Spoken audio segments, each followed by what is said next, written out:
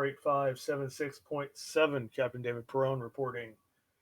With the immediate threat of the Zenkethi resolved, the Navajo is set to arrive at Deep Space Nine to pick up supplies for the Gemulon 5 colony while transporting some of the Artemis crew to the station for a crew transfer.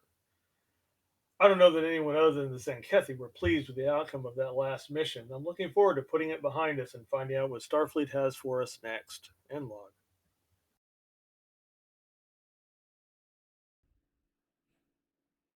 All right. We're going to start the adventure today on the Navajo Bridge. Currently, the Navajo is en route to Deep Space Nine, where we've taken on roughly about 50 of the Artemis crew members for a crew transfer, along with picking up supplies at DS9 for the Gemulon 5 colony. And I will let you guys take it from there for some roleplay.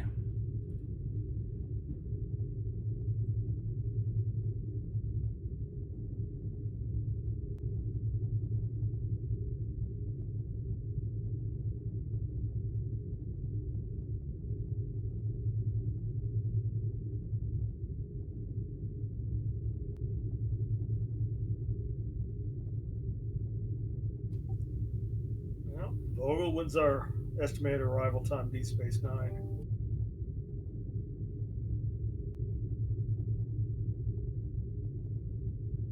I'll probably know because Vogel's probably occupied.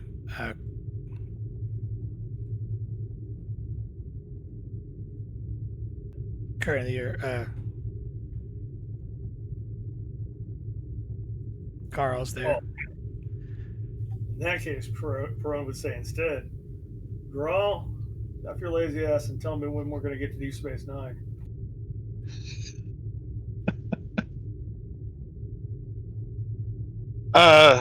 Captain, the ship is scheduled to arrive at Deep Space Nine in 2.2 hours. Present speed.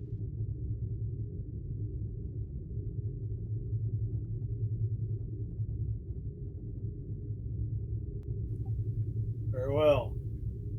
Continue with your mediocre work. Yes, sir. He is a Tellarite, isn't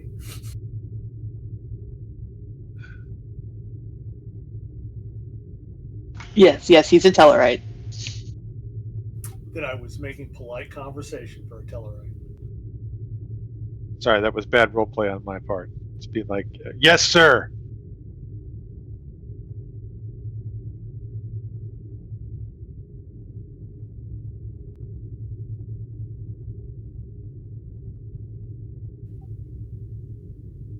Commander Selleck, you have any other needs for engineering while we're in dock?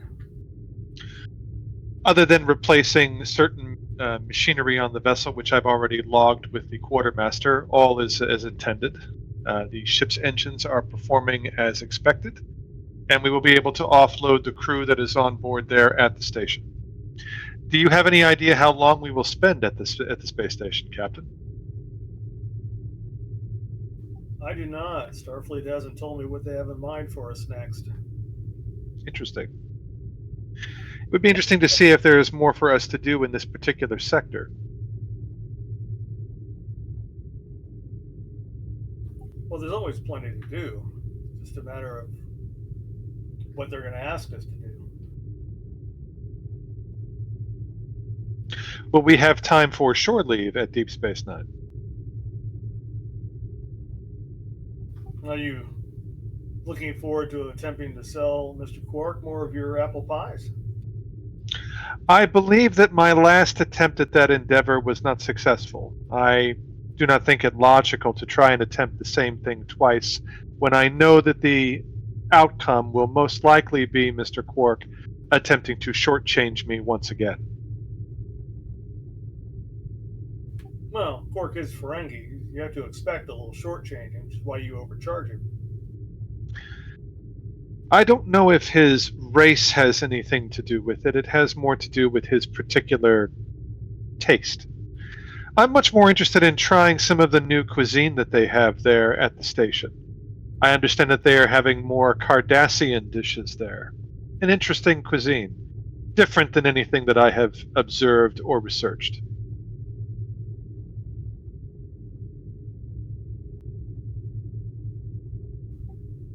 Well, Yeah, I've never tried Cardassian myself. well, if you've never tried it, Lieutenant, you should try at least once.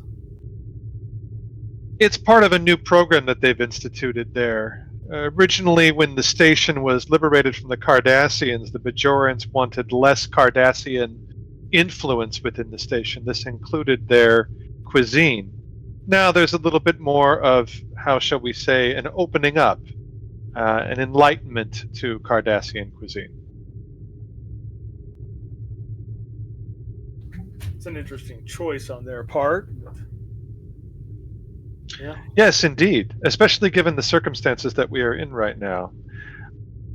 But it is logical. The more that you know about additional cultures, in fact, cultures that at one point were hostile towards you, the better prepared you are.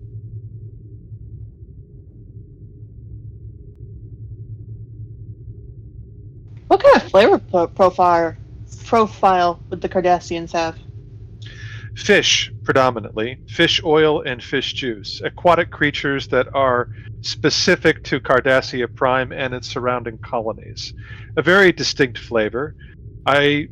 Captain, I would assume from the planet Earth, the taste is very similar to eel, if I'm not mistaken. Not for some dishes, at least. I don't actually mind Cardassian food. It reminds me of home a little bit. I find it fascinating that they use different sauces and different fish juices that acquire and accumulate different flavors. If you combine one fish juice with one particular sauce, it creates a completely different flavor profile than if you use another. And if it's different fish from a different portion of Cardassia Prime, the possibilities are not limitless, but very intriguing. Well, it's certainly no different than the cuisine on Earth or many other worlds, where there's always most species have a neutral food option that absorbs whatever spices you put in it. You know, on my home planet, there are several species of fish that do that. And where I'm from on Earth, it's often how pasta is used. That is correct, Captain. But there are over 300,000 more species of fish on Cardassia Prime and its surrounding colonies than there are on Earth. Just gives you more variety. What is it that your people say about infinite diversity, Commander? Infinite diversity creates infinite possibilities. There you go. But personally, if we have time to spend on the station, I think I'll stick with the Klingon restaurant. Klingon food. I'm much more partial to their desserts than I am to their actual main courses, but their menus and their cuisine are indeed impressive. What's the matter, Commander? You don't like a meal that might bite back?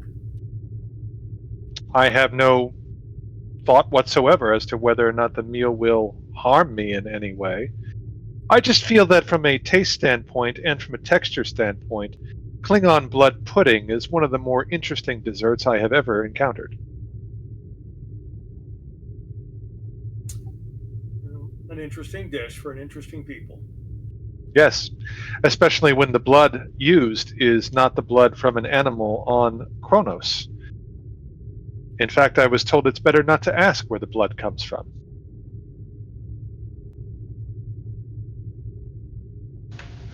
I personally prefer that Reesean dessert. It's it's like that fruity cinnamon roll. It's the best way I can describe it. I don't remember what they call it, but that is a dessert.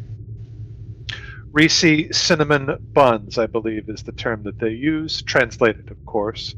They are quite interesting. The way that they fold the pastry multiple times, I believe it is folded 22 times, and then the, of course, application of the sugar and spices. Very, very, very interesting and intricate dish when done properly. That just sounds like an extra 2 hours in the gym. When something is given proper care, proper attention, the results often are outstanding.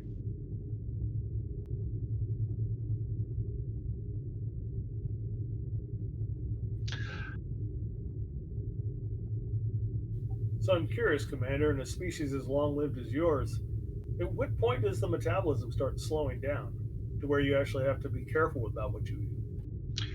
It, Ah, differ, it differs from Vulcan to Vulcan, and of course, if there's mixed breeding, that also factors into the equation. But for a typical Vulcan, from Vulcan itself, it usually begins to slow down at approximately year 200. Excuse me, that was in Vulcan calendar. I apologize, Captain. It approximately slows down at year 102.437, precisely. Ah, precise answers, what I come to expect from you, Commander. Thank you, Captain. Commander Rye, if you have plans on Deep Space Nine, what are they? well, there are some new routines I was wanting to get working on, but hopefully just something actually calming. Maybe a spa day. A spa day. This is a relaxation ritual? Yes, I'm going to suggest it to Vogel when she gets back. Uh, Basically, the program is set, and you get full body massage, mud bath. For some reason, they put fruit over your eyes. No, it's not fruit. Wait, is cucumber a fruit? A cucumber is a vegetable, but it could be classified as a fruit, depending upon the origin of the object.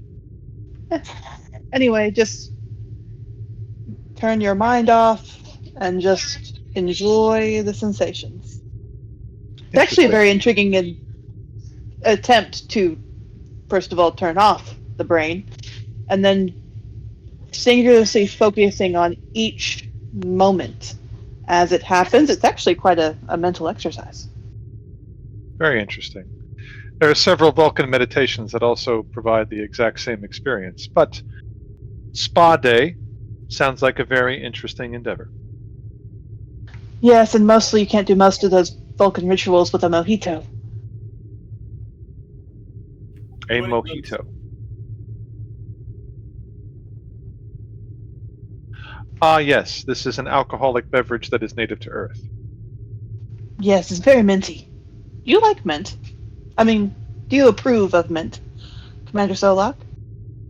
Mint is very useful in certain recipes and in certain circumstances. I have no opinion one way or another on mint. It simply exists.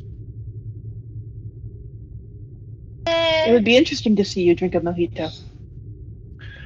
Alcoholic beverages are not part of my culture, nor are they welcome in my cuisine. When I use Oh, alcohol as a way of cooking, I make it a point to reduce it. It is only there to provide flavor.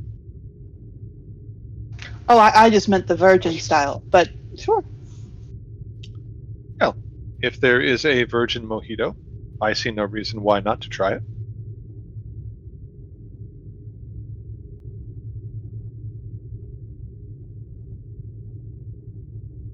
By the term virgin, you are meaning that the mojito is lacking alcohol. Is that correct? Yes. Understood. A very curious definition of a non alcoholic beverage. Yeah, no, I'm trying to remember where I picked that one up from. It sounds very much like a human term. Oh, it is. Fascinating.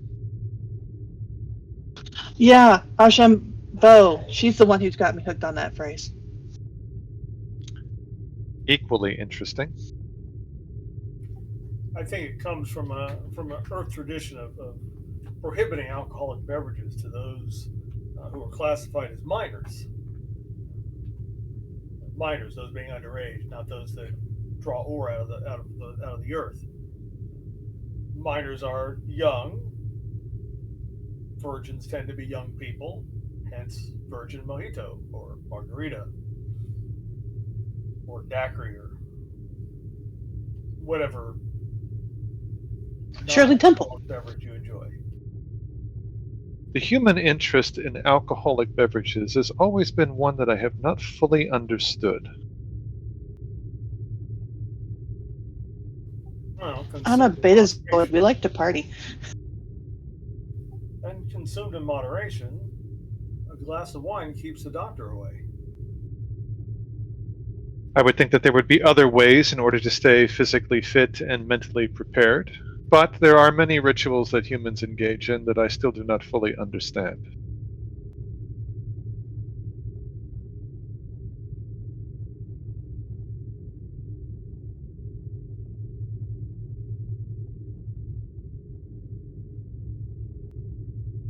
That's okay, Commander. We admire and respect you anyway. Thank you, Captain. Though I don't know how admiration and respect has to do with this particular context, but thank you. News report from engineering. Engines continue to function properly. All intermix settings are nominal. Ship is performing as normal.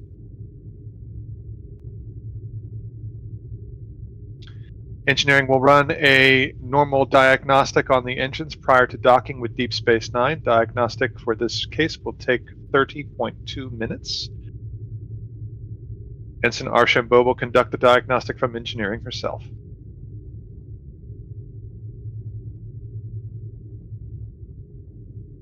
Very good.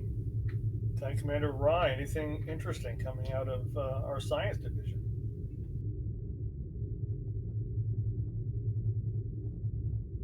Well, we haven't come up with a colloquial name for it, but we have a scientific name for the snow puff.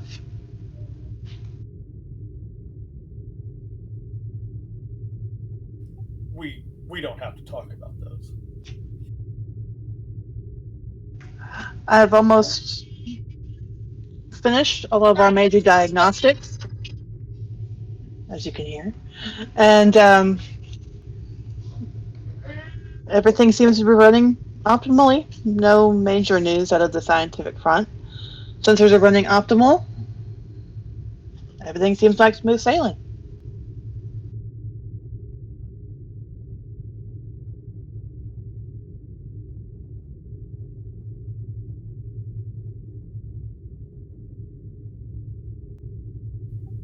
Very good. Another efficient, wondrous day in the fleet. And the player behind the captain has run out of small talk. Yes, this feels like it would cut scene to some drama.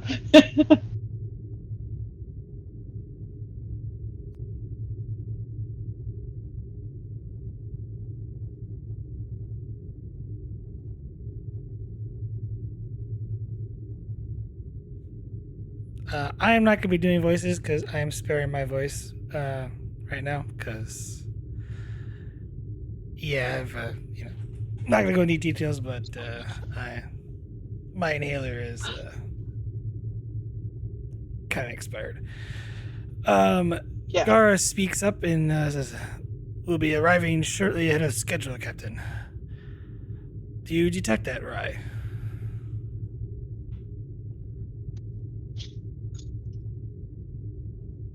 Do the sensors say anything? Do I need to roll for that, or is this just a thing?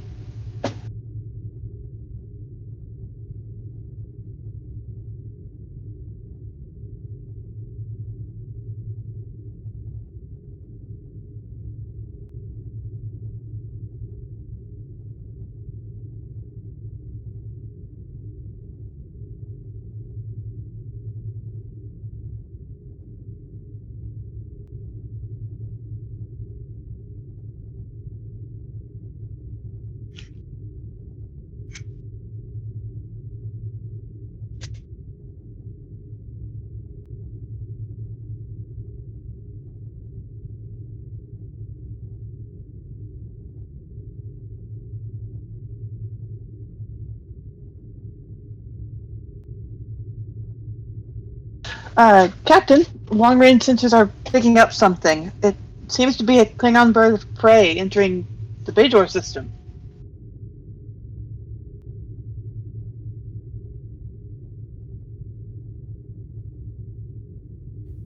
Interesting.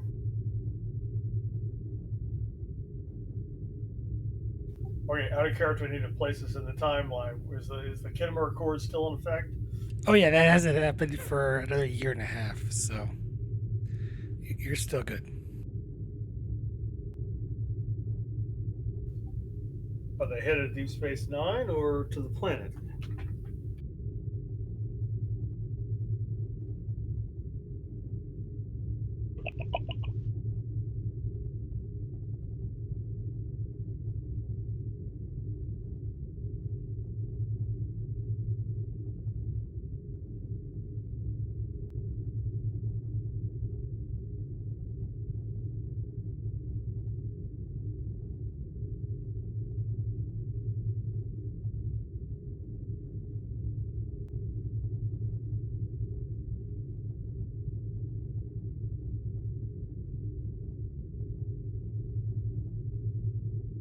Oh, my science officer went AFK.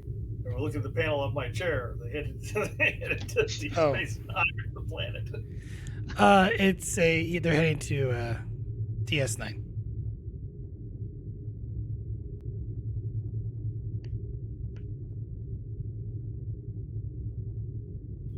No. Excellent. It's always good when always fun when the Klingons are around.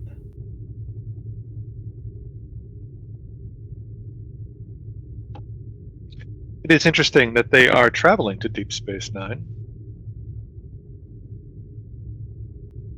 Well, Klingons have been sending the occasional exploratory mission and patrols into the Gamma Quadrant. Maybe that's where they're headed. But for what purpose? Klingons rarely do anything for scientific curiosity. Usually everything that a Klingon does is done with a very specific purpose. Occasionally, that purpose is science and exploration. Just because most of the Klingons we encounter are warriors, some of them are scientists, occasionally doctors, sometimes really good cooks. Interesting, but it is highly unlikely that the Klingons would send a bird of prey to find out more about DS9 culinary cuisine. No, but they could be stopping at DS9 for resupply before heading to the Gamma Quadrant. I merely say that it is curious that they are there, and if they are headed to the Gamma Quadrant, it is interesting that that is a point of focus for them.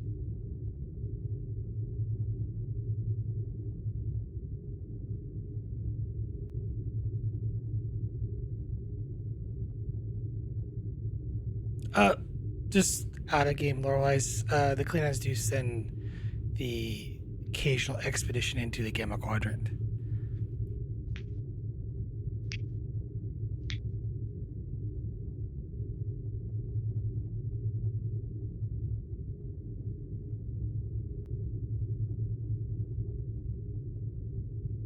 But at least for some of us, it'll be enjoyable to have the Klingons on DS9, and they do tell good stories, and they tell them well.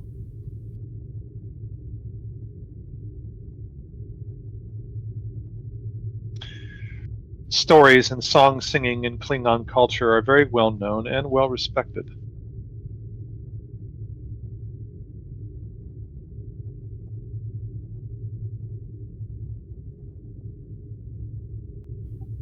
And to borrow a recent phrase from Commander Rye, they know how to party.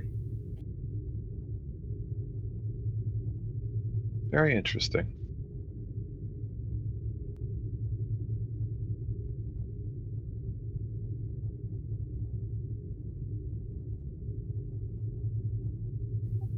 Well, Ops, go ahead and call ahead Deep Space Nine. Verify update them with our estimated time of arrival, and see if we can get any security updates in the area from them. See if there's anything we need to worry about.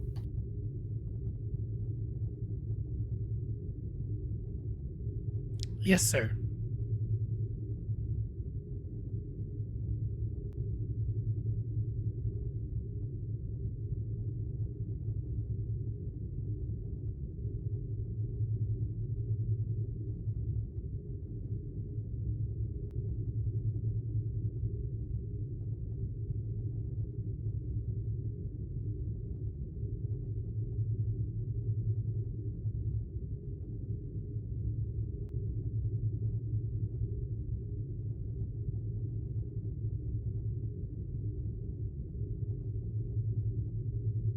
Anything else you wish to do before we transfer over to the next scene and dock at Deep Space Nine?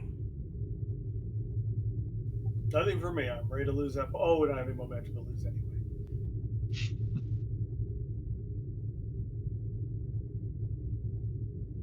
That makes it a great time for a scene change.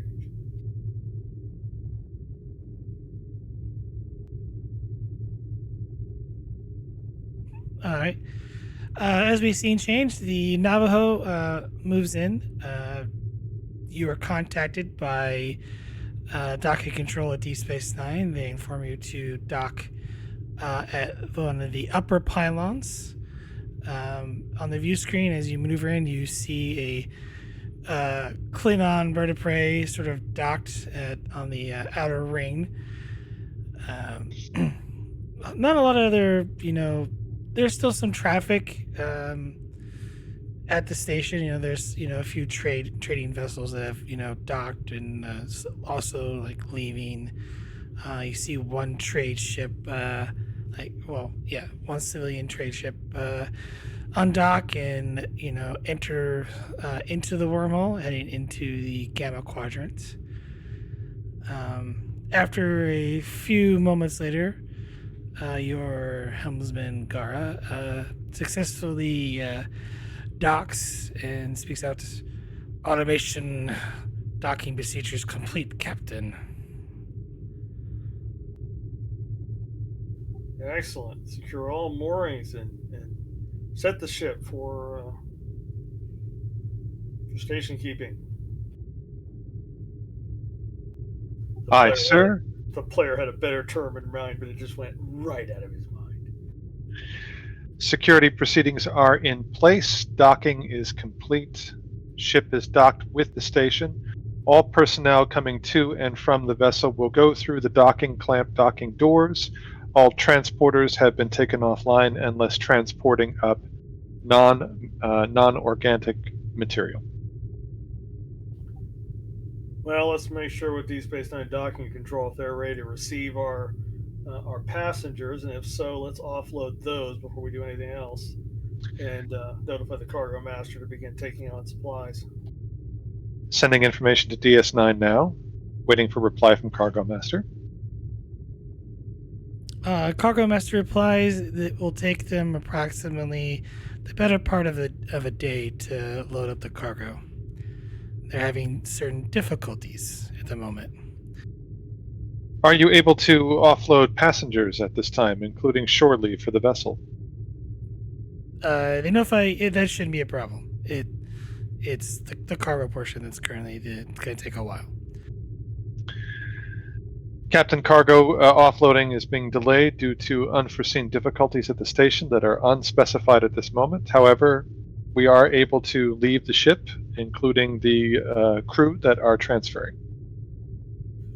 Very good. Captain's going to check his personal message queue to see if he has any updated orders from Starfleet Command or request from the Admiral to talk to him.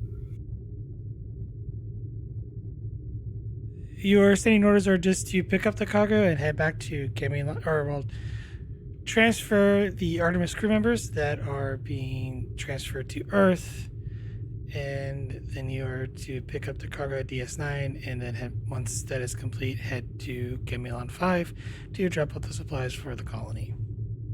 Pretty much a milk run.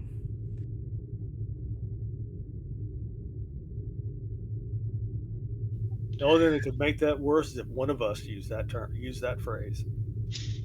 Commander looks like we'll be here for most of the day. Go ahead and have the division heads schedule limited shore leave. Let's get everyone a couple of 2-3 hours off the ship if they can. Yes, Captain. Sending messages now. But keep in mind, as soon as our supplies for Gemilon 5 are on board, we'll need to be headed back that way in short order. Commander Cavallo has already laid out the latest list for shore leave. That will be the first list that will go. In the meantime, those attending shore leave are understood to know that the moment that the cargo is available and loaded onto the vessel, the ship will leave. All personnel will be expected back on the vessel immediately. Very good. Notify Commander Caval that he can report to the bridge and take the con. I'm going to go take advantage of having some Klingon food while we're in the station. Acknowledged.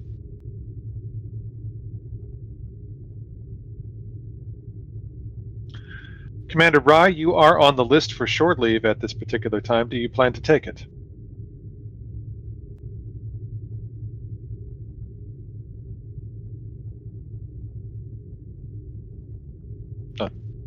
Her headphones died. Sorry. Yeah, it looks like she can neither hear nor speak to us. Oh goodness. But I imagine her unofficial assignment will be to take shore leave and make sure she Spa takes day.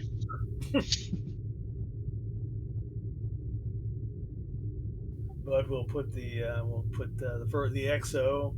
We'll make use of the XO whose player is not here, and release so the captain can actually take some shore leave himself. So the CMO will get off his back, and the captain will go enjoy some Klingon cuisine on the station.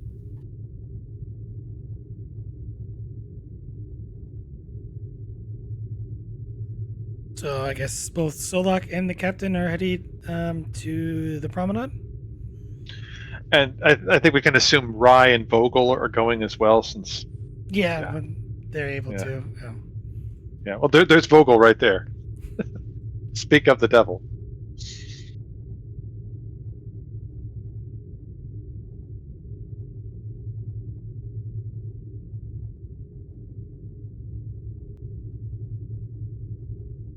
We're going on shore leave to DS9, Vogel. Yeah, I heard the start.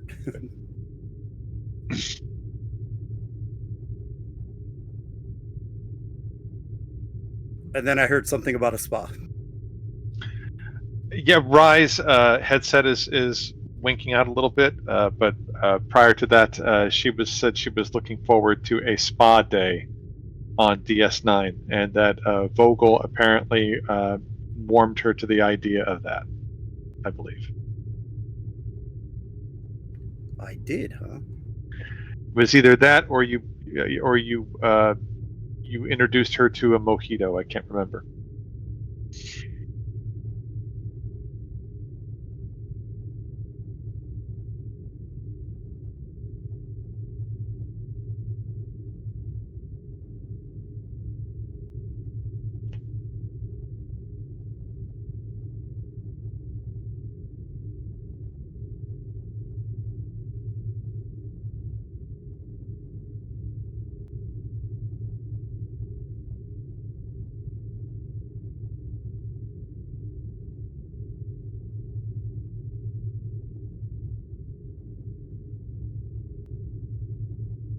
I'm assuming everyone is debarking for the station, so we'll just head to the promenade.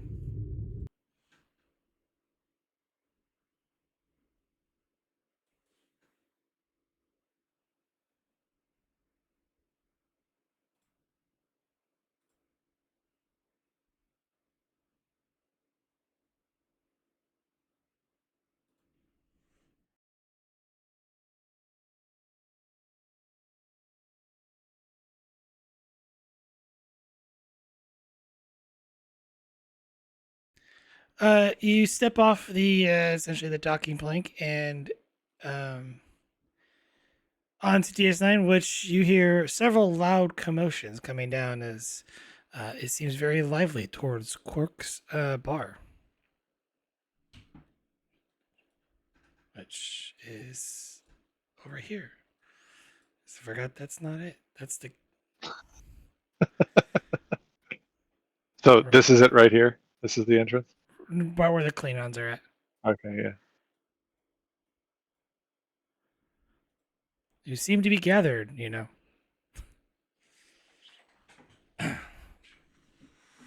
I imagine that the Klingons are not there because they are interested in my apple pie.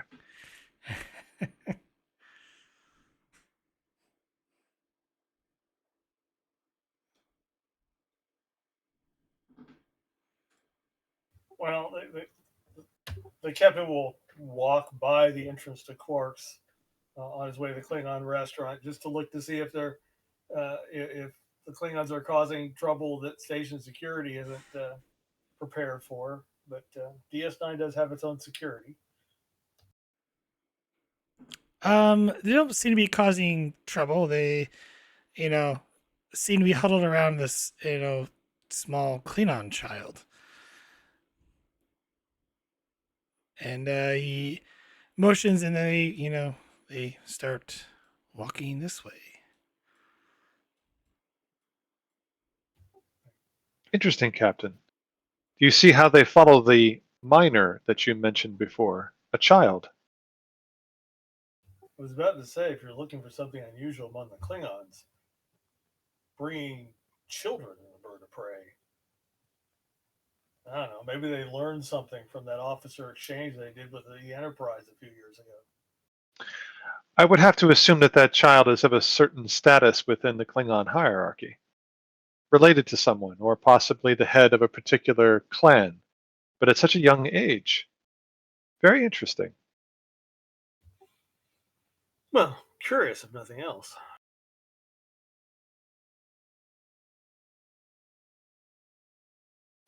Well, my interest here was Cardassian cuisine. I think one of the replicators over here will provide that for me. Enjoy. Captain is going to head to the Klingon restaurant.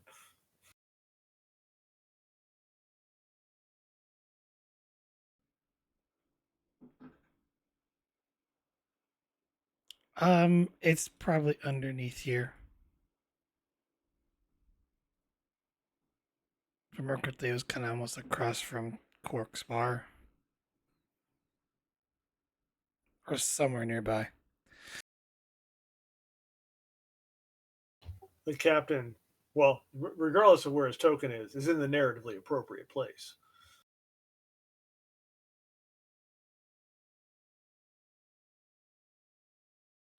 Is this a food replicator right here? I'm assuming that it is. Might be wrong. No, that's just a pylon. Okay. It's Are there technically somewhere. It's over here.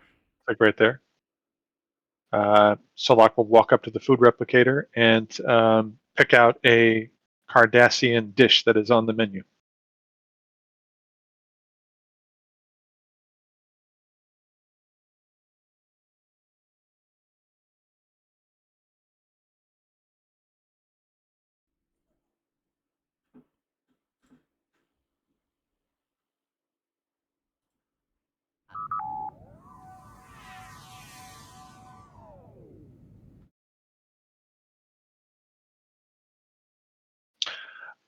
He will notice there's a Vulcan woman sitting here. So he will just notice her, and then he will come over and sit down at the table over here. And he will visually examine the food very, very closely to notice its texture, the type of fish that it is, the type of juice and sauce that the fish is marinating in. And then he will take out his tricorder and do a tricorder reading of the dish. It is a replicated Cardassian basic meal. Nothing over the top or fancy. It will taste like fish, but replicated fish. He'll note that in the tricorder, and he'll begin to eat the meal.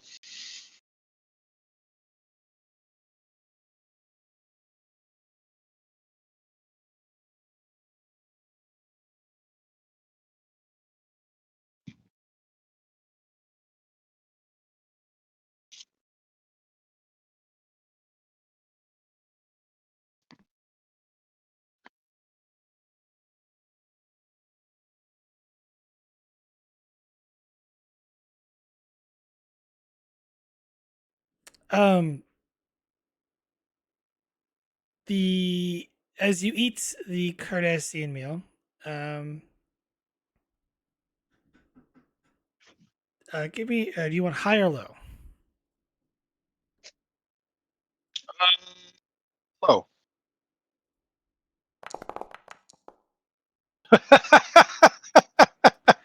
The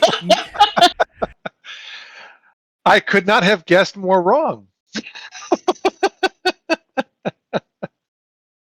as you begin eating the meal, it is neither like overly disgusting, but it is definitely not pleasant to the taste buds.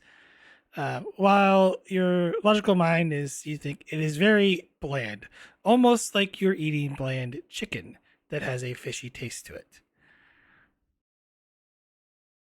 Interesting. And somewhat disappointing. In fact, very disappointing. It lacks flavor and certain zest that you're accustomed to your own taste that you've developed over the years with experimenting with with different food dishes. He'll continue to analyze what he's eating and continue to analyze the food for a period of time.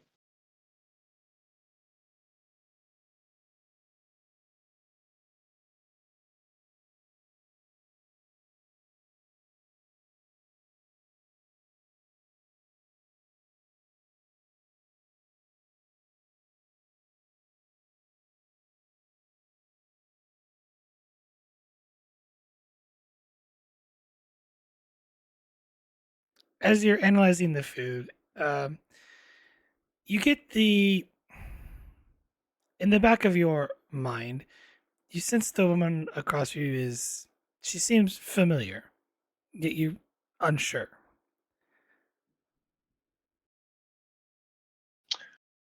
I stand up and I approach her and I say, "Excuse me, I am Solak of Vulcan.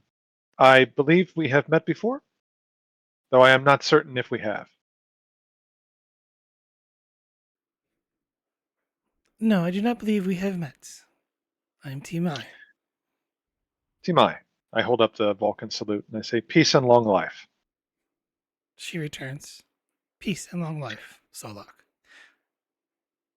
I have been somewhat disappointed by the cuisine that I have just tried, which is Cardassian cuisine.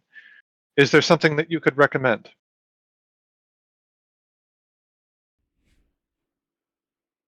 Replicated Cardassian cuisines are inefficient.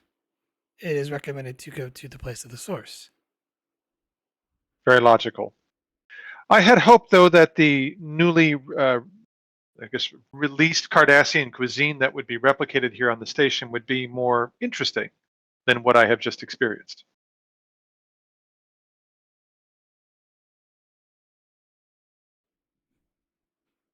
Your assumptions are not illogical, but you fail to account for the fact of the Bajorans' lack of taste for Cardassian cuisines.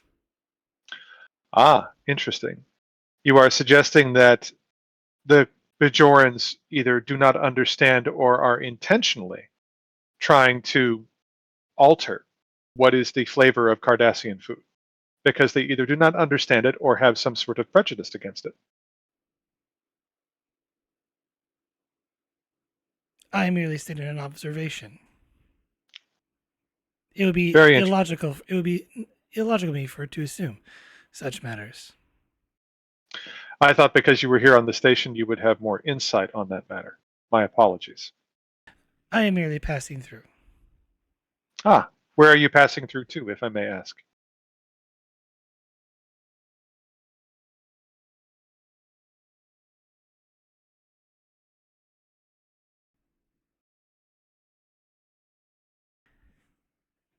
I am currently traveling.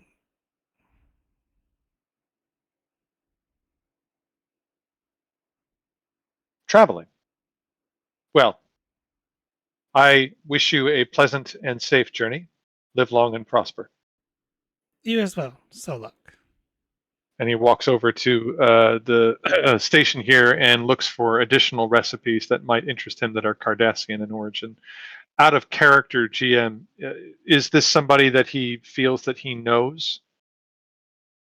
She seems to have a strong resemblance in the back of your mind. a resemblance to a Well, particular individual? give me insight plus command, difficulty 1.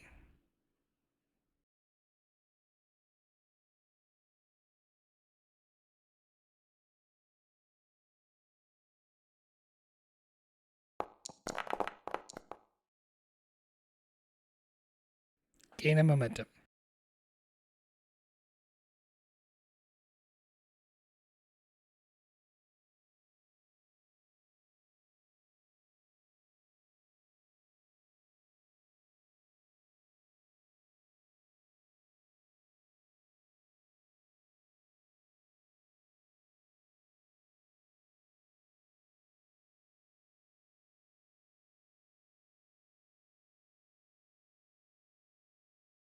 Interesting.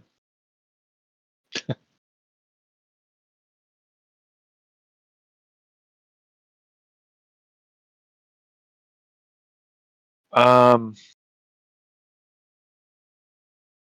me 1 second here.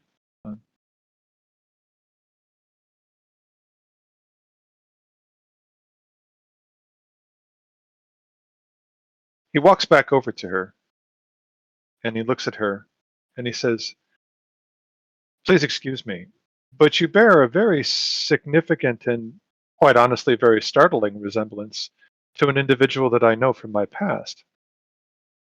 You are certain that we have never met?"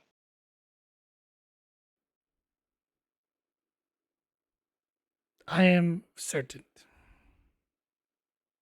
You are not related in any way to Telessa from Vulcan? She was my mother.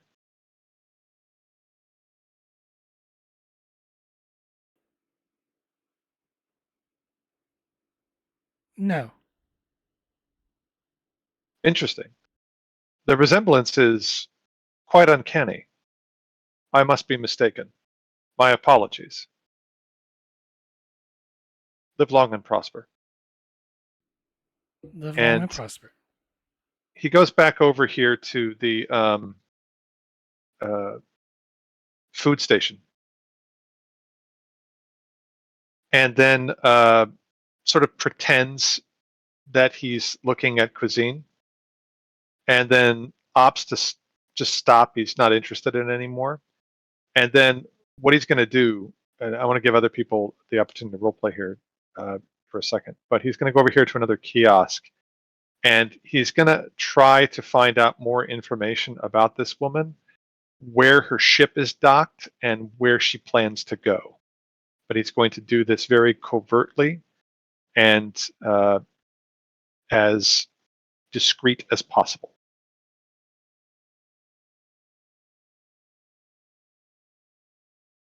I will go ahead and give you the roll, but then I'm going to cut to someone else. The roll is going to be a control plus security, the difficulty of 4, to not alert security on the station. Well, I guess he would do it. We don't have to do this right now, but he would do it in a controlled way. He wouldn't be trying to break into anything. He would just I guess he would contact security to see if they know anything about her. That's what he'd do. You'd have to go into the security office and talk with Odo. I think that's what he'll do. But Okay. we don't have to do that right now. Well, you're right next to it, so. Yeah. All right. We will jump over to Rye and Vogel. As the two of you have, everyone seems to go their separate ways.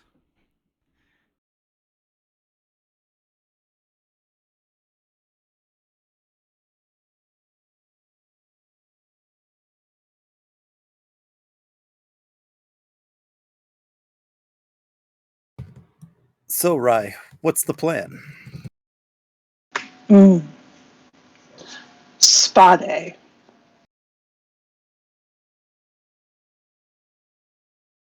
Spa day, you say?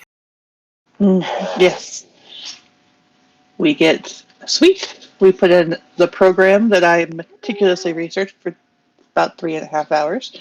And you and I do our absolute best to comply to orders and relax.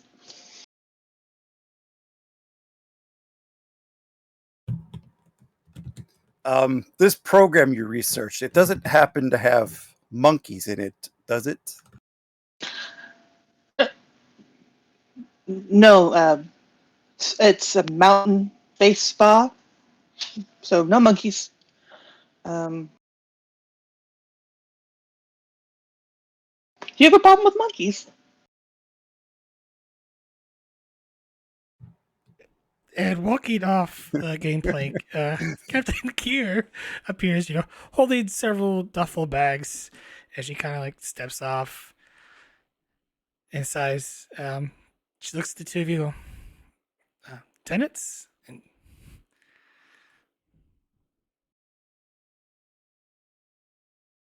Commander,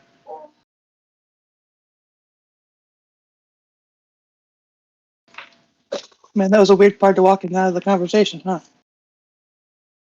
I'm, I'm sorry. What? It's Captain. I would have said, I'm so sorry, Captain.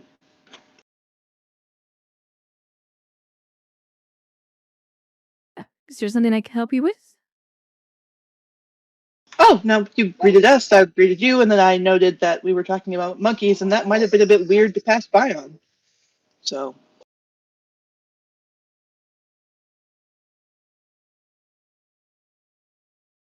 What about monkeys? She just looks up. Vogel, oh, Vogel's just gonna look into the ground, or look at the ground.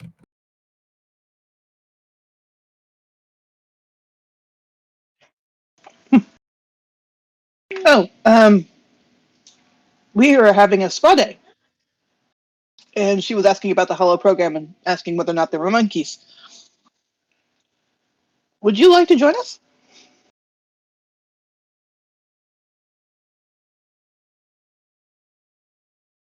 So, as well as there's no monkeys. No monkeys, mountain spa retreat. It's going to be awesome. Well, I guess it depends on your preferences. I think it's going to be amazing.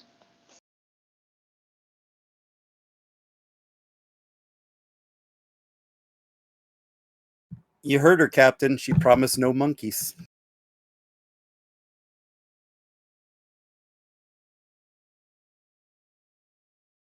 All right. Let me get to the station, and I will meet you. I guess Quarks. Yes, please go get settled in. Put down your burdens, and yeah, you want to wait? We'll wait at Corpse for you, and then whenever you're ready, just let us know.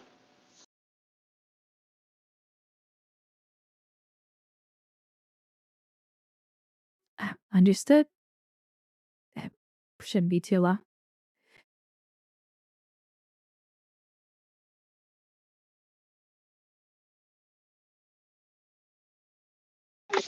Okay, eye contact first of all, and second of all, is there really a monkey problem? Because I'm pretty sure there's no monkeys, but I can recheck the simulation again.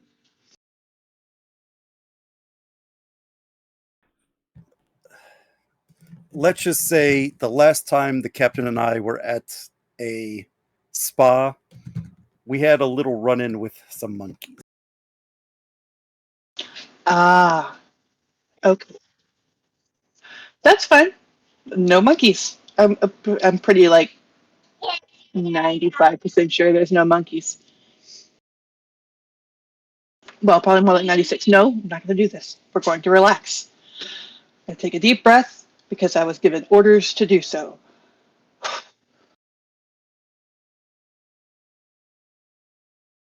And if this will get the doctor off of my back about taking time off,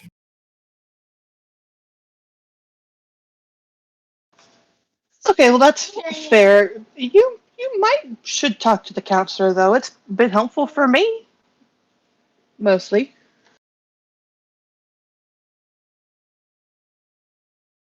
I keep telling the doctor I take time off. Running your own simulation programs through the holodeck doesn't count as time off. They're relaxing for me. I mean, sure, they might be old training simulations, but Do you want me to go into the scientific breakdown about how that is not a break, or do you want to trust me?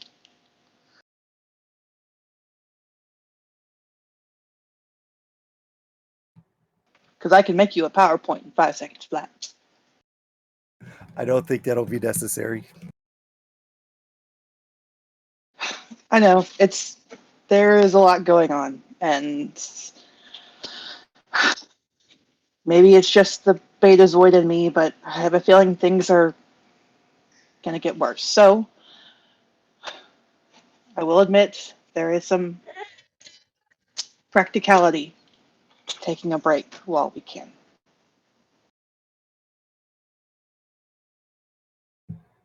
What do you mean by things are going to get worse? Eh, maybe it's paranoia, maybe it's my empathy. Things don't feel right.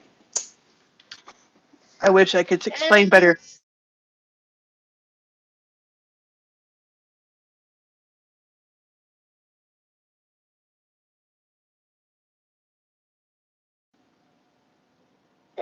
Like the universe is disquiet.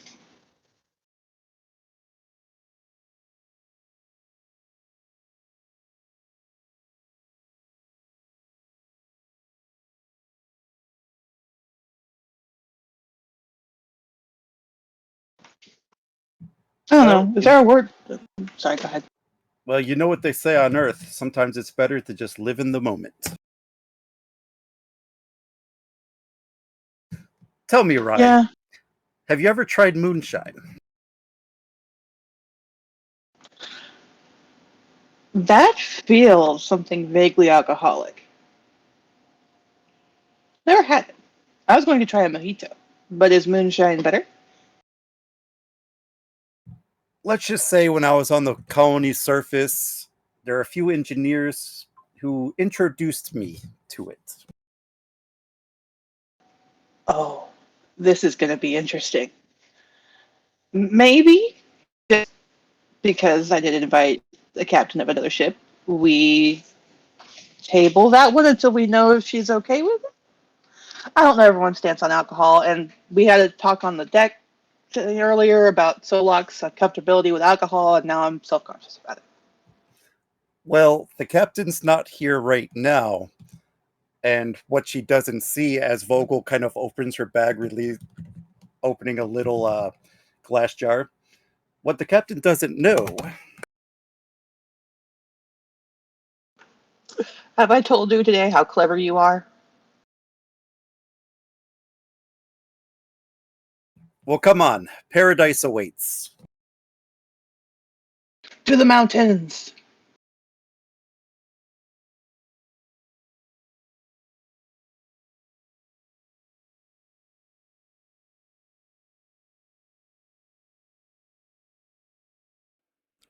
Okay, as the two of you go off and do that, Captain Prone, you're at the Vulcan, or not the Vulcan, Klingon vendor, and he speaks of, you know, what can I get you, fine officer?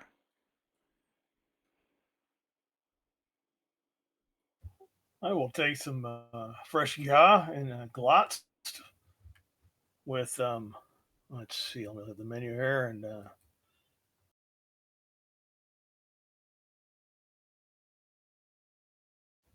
how's the grapak sauce today? Excellent choice.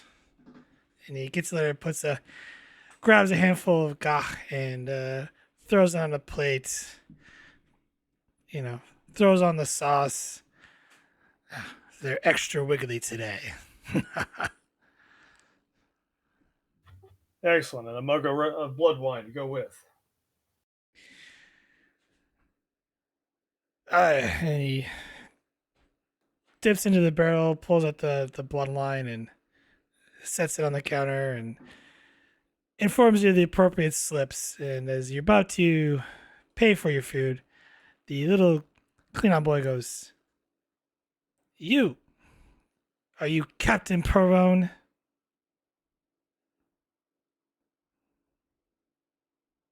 I am. And who might you be?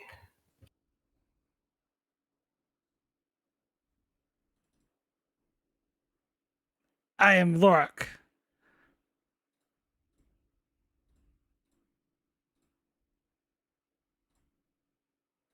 Honored to meet you, Locke. What can I do for you today? "I am Lorak of House Morvek, and you have dishonored my house. I challenge you to a duel. Right of vengeance."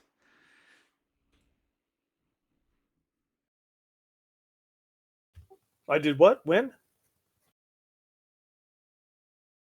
You have done. You have dishonored our house, and I challenge you to a duel. Right of vengeance. Duel to the death. I see. And what was the nature of this dishonor, young warrior? You dishonor the house and my mother, and you cannot remember it? Ugh. Ta! Insolence. Perun will look at the Klingon adults behind him, kind of raising an eyebrow, like as if to say, "What is this boy going on about?"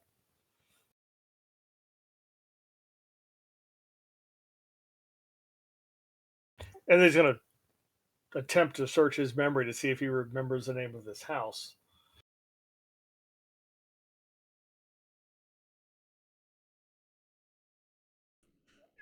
Insight command, difficulty 2.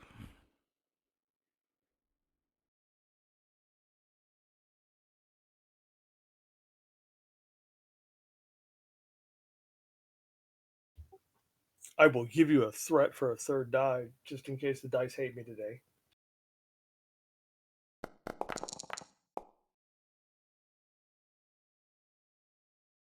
You know what? And since I spent it, I might as well fish and re-roll that 19.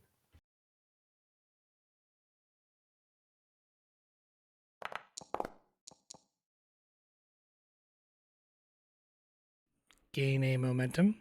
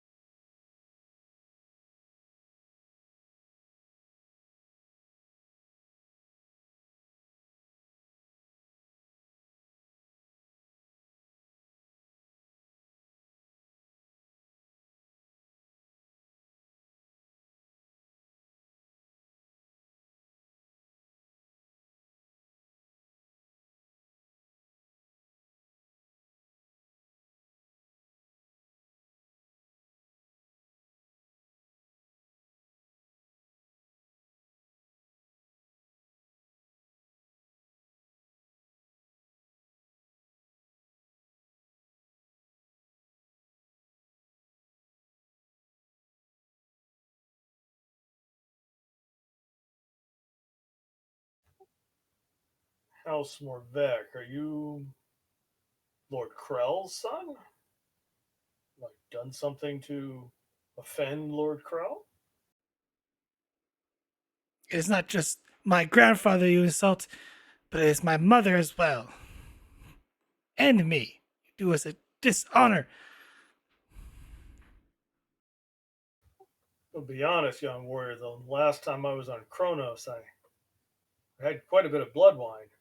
You know, as humans, we don't handle it as well as stout Klingon warriors. If I am to die by your hand, you should at least remind me of why. And where is your mother, boy?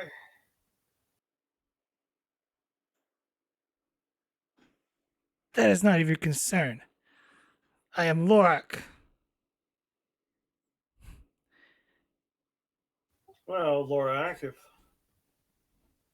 I'm to die at your hand for dishonoring your mother, I should at least should know how she is. That is See not your her. concern. It's not just my mother, it's you. You left her. You abandoned her.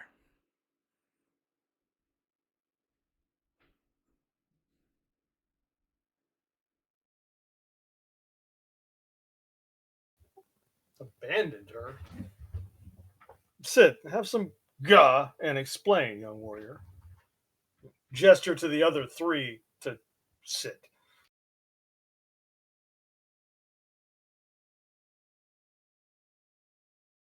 You clearly have no members of your own son. Ha! I'll make sure you pay Excuse me? for it, father. Wait. Hold on now, there, young boy, young warrior. My son.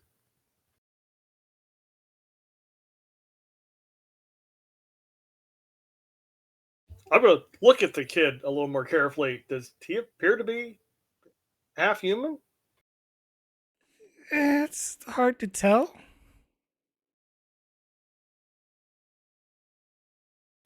How old does he look? Does he look like he's old enough to begin military training? If that's young Oh, for like, no, not at all. He's like 8. He's a sprout still.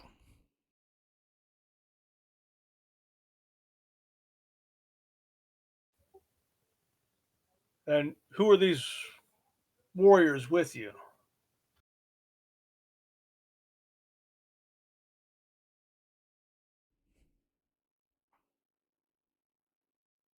These are my guards while we're here at the station.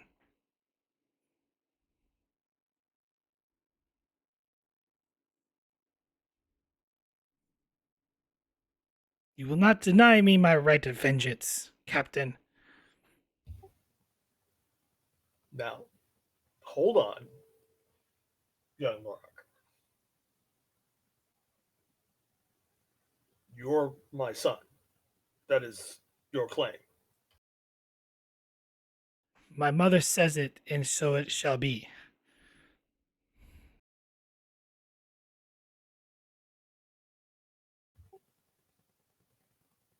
And where is your mother?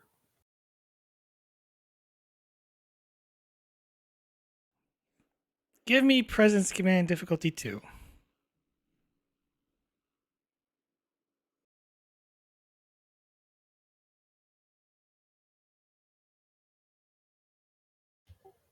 Oh, I hate to feed the GM, but take another threat. No, take all the threat for this one, please.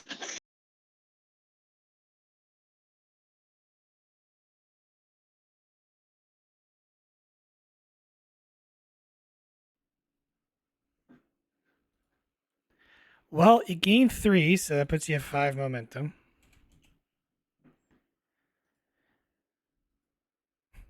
If clarification is what you need, she is in the Ferengi's bar.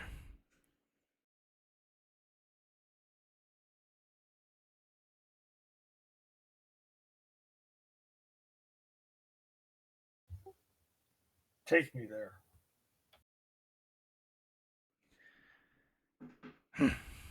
And 4 of them enter the bar.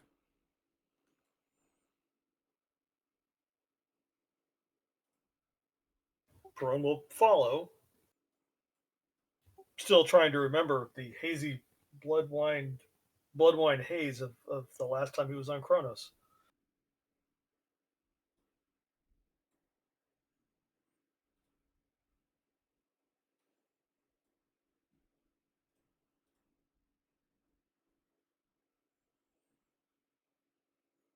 As soon as you walk in the door, he walks over to the side of this Klingon woman and motions and whispers into her ear. As she stands up and shouts, "Ah, David!" And she gives you a big hug and squeezes you really hard. Do I recognize her at all as I'm struggling to breathe? And for the heck of it, he'll squeeze her right back.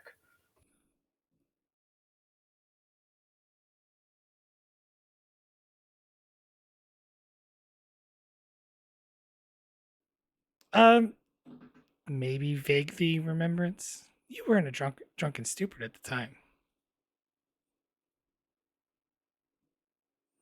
It's like, David, come join us.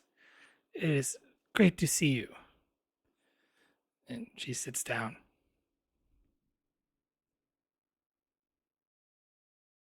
I will sit down, I'll take a seat next to her, look at her and say, "It's been a while, and your son has challenged me to a duel and tells me he's our son." She kind of gives a slight sigh and is far too young for you to issue challenge, young one. Apologies, David. Yes, he's your son.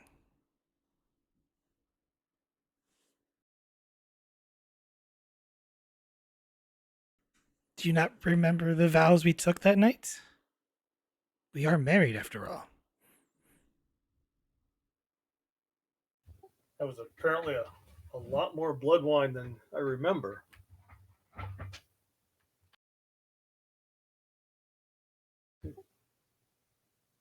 If that's the case, why haven't I seen you in 8 years? Or heard from you? I'm not that hard to find.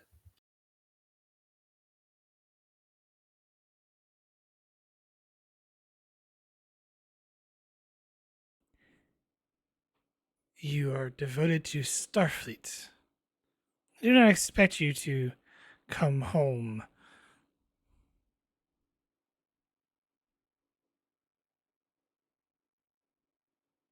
I informed Lorix as such that you are a great and honorable warrior serving for Starfleet. Should understand and respect the honor that you've chosen.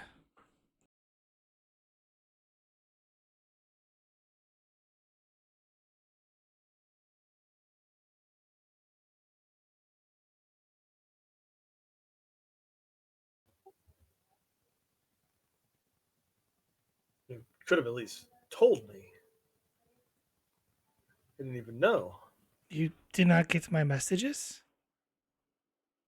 Hmm. Not a one.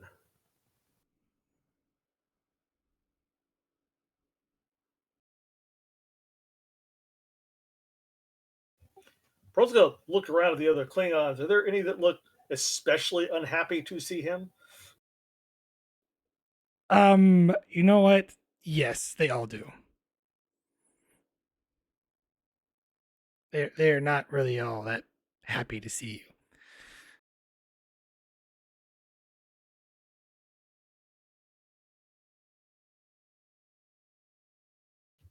Looking at your crew, I would say that you are the only one here glad to see me.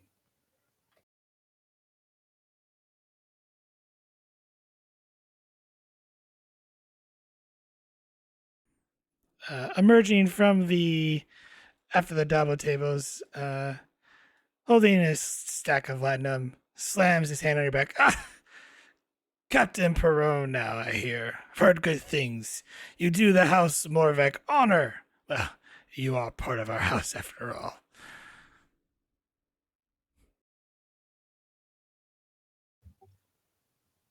You honor me, sir. Been honored more if I'd been told about my son. Someone has been keeping their messages from me. Hmm. I will look into this personally. It's not right to keep a father from his boy.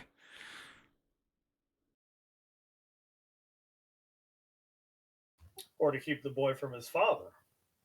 Now I understand the young man's anger. Rightfully so.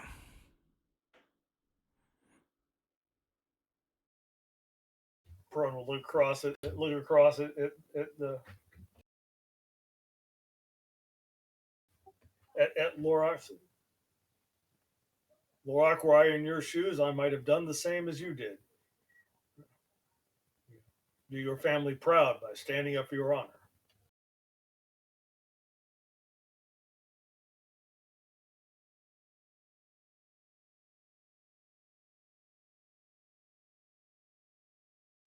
Meanwhile, Perone is just racking his brain trying to remember her name, all the while pretending, hoping no one notices that he hasn't used it yet. You wish to spend the momentum? Yes, I do.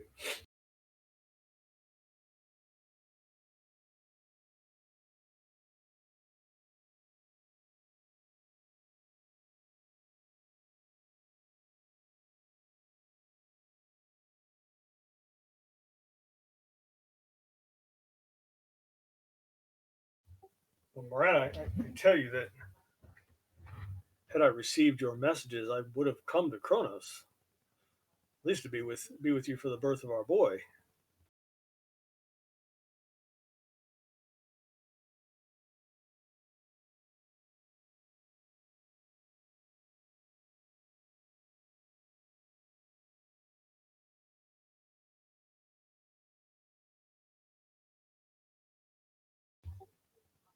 This is it's definitely a surprise, but a welcome one.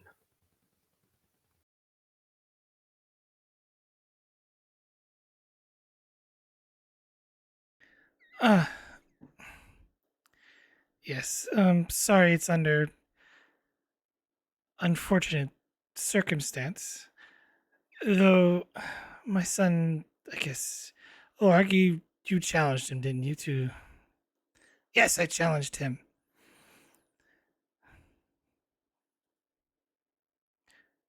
I assume since the boy is not of age, I think we could perhaps delay this challenge for another day. That seems reasonable. The Perhaps young man will. when the boy is of well 30 of age. That's too long. No, son, that is appropriate time for you to hone your skills against such a formidable opponent. Your mother speaks wisdom, Lorak. Consider this: how dangerous an opponent a human that can win the heart of a Klingon lady is like your mother. You would want to be ready to fight a man such as that, would you not? Give me presence command difficulty 2.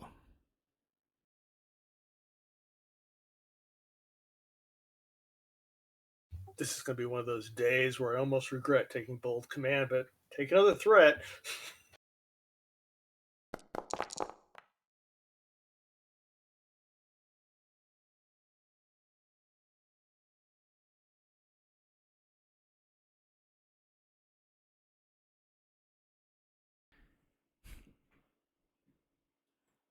Fine. Our duel will be postponed until the age of 30. I assure you better be prepared for me when I come. Father. Oh, I will be. But in the meantime, we shall spend some time together so you can get to know your opponent. You must know your opponent well if you are to beat him. Isn't that right, Moran?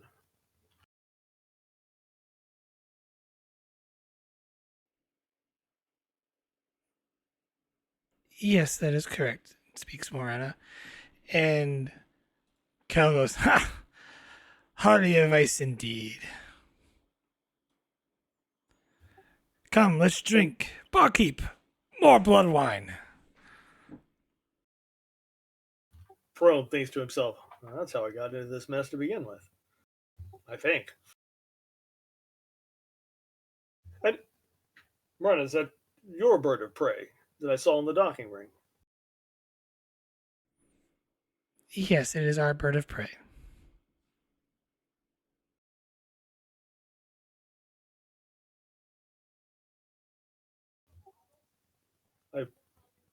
Don't want to be so arrogant as to assume that I'm the only reason you're here, especially since I didn't know I was going to be here until recently. On this day, what brings you this way?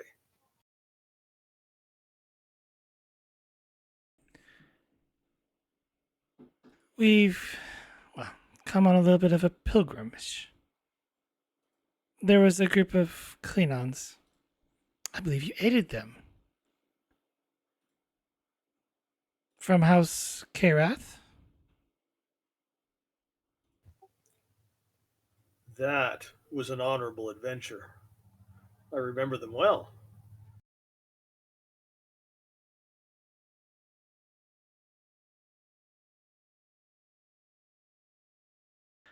A father here wishes to partake.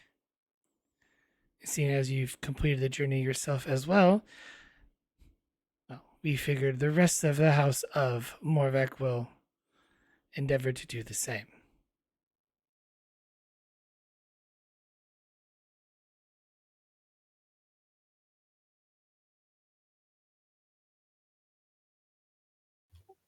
It is a good pilgrimage.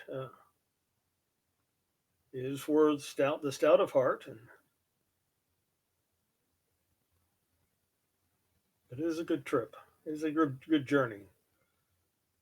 It's going to be good for young Lorak.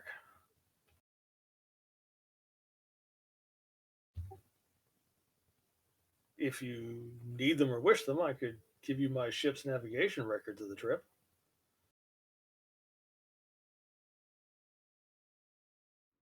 But that is part of the journey and struggle. We will make our way.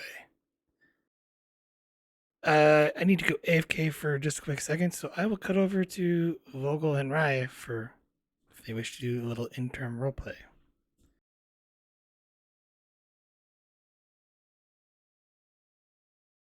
As the two of you walk into Quark's bar with some moonshine, I suppose. And the captain's surrounded by Klingons. Is it just me, or are there way too many Klingons here?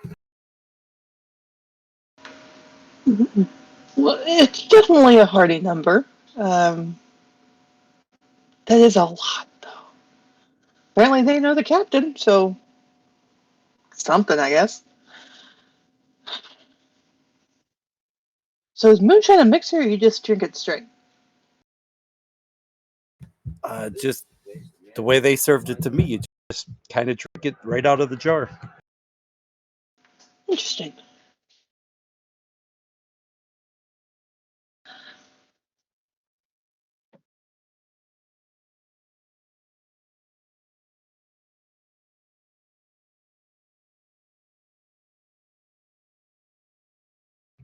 Come on, this way. I don't think we want to be in the middle of this group.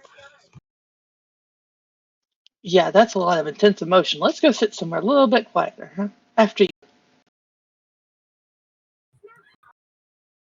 Probably make my way up this little staircase.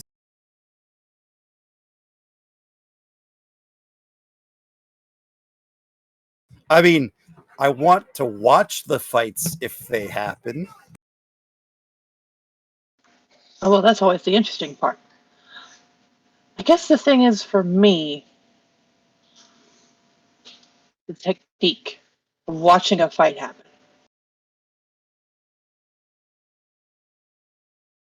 Never knew you were interested in such blood sport. Well, I'm not particularly one for violence, but there is something to the grace of the movement that I can appreciate. It reminds me of one of my hobbies.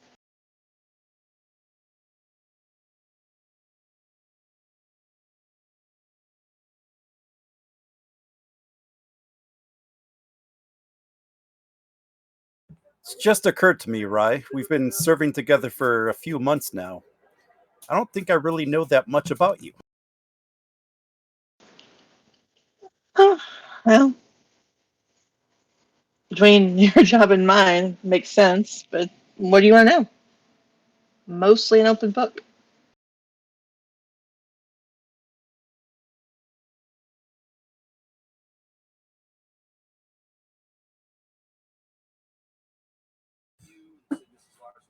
I guess tell me about your parents. They're definitely, and this is coming from me, a unique couple.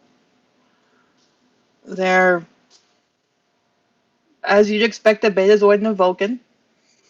My father has served in Starfleet for a long time, and my mother's an ambassador.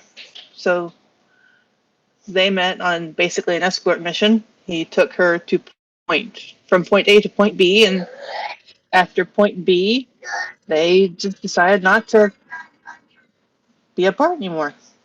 It was fast by Vulcan standards and slow by Betazoid standards, so I guess it evened out.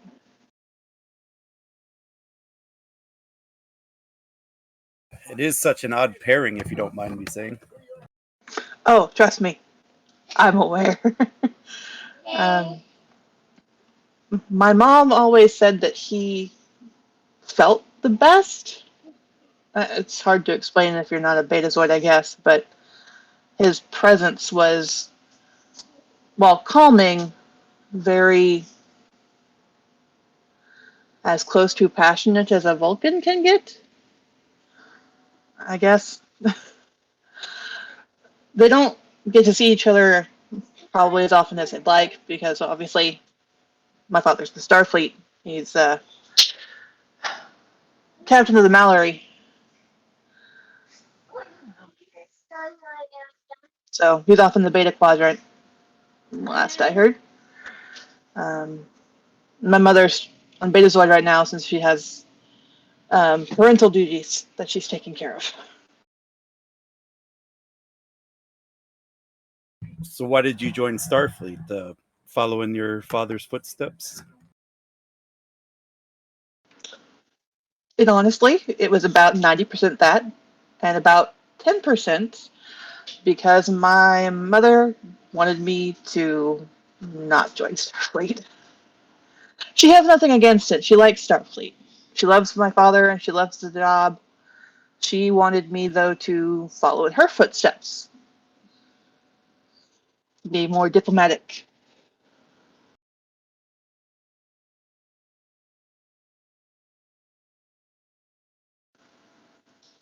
But when I was, I guess, about 15, we went on a mission with our father. It was fairly safe, nothing like what we deal with, but I got free run of the ship because who's going to yell at the captain's daughter? And I may or may not have accidentally stumbled into the science division and fell in love with it.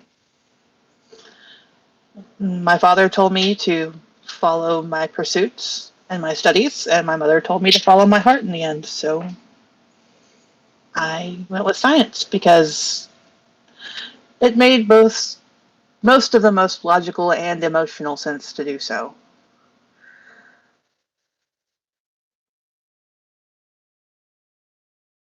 Is there anything better than science?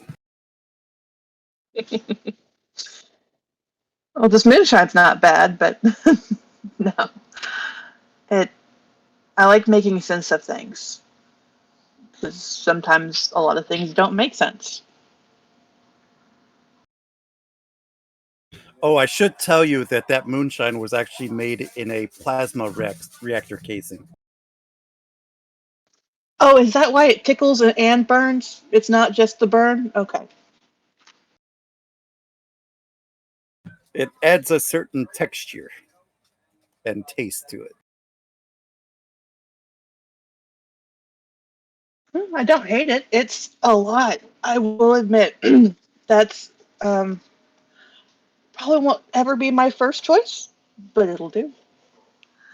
What about you? What about your family? Parents, siblings? I've got two. I have two siblings as well. Parents have always been in Starfleet. It's kind of a family tradition. My parents were in Starfleet, their parents and their parents before them. But I just so happened to be the first officer of the family. Prior to this, all of my family were enlisted. Father was a engineer, mother was a nurse. My older brother, Frederick, decided to join as a enlisted security officer. But my younger brother, let's just say he's following his own path. Ah, a path you approve of? Not to pry. Uh, I mean, I would have loved to see him join Starfleet too, but he's always been more on the rebellious side. A little rebellion never hurt anybody. Last I heard, he was in some backwater colony serving drinks.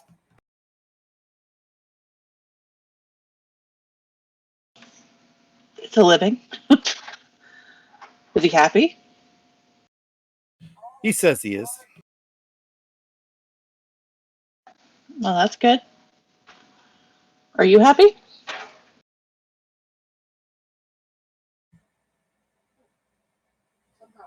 Yes. I mean, this is part of my goals, I would say. I mean, I do want to be the first of my family to command a starship. Noble go. Is that why you went officer route instead of enlisted? Mm-hmm. Yeah, no, that's exactly it. And that's why I went as a con officer over the sciences myself. I figured this was the fastest way to command. Well, the way you fly the ship, you definitely like to go fast.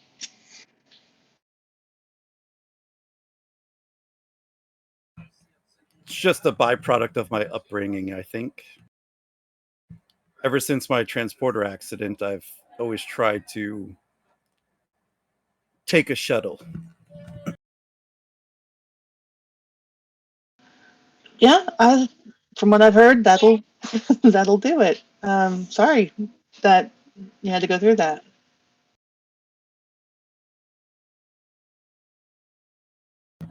It's still a little difficult for me to transport. That's why I'm glad the captain tries to accommodate, I guess you would say, phobia. Well, if it overrules your life, then yeah. Otherwise, it's just a valid concern.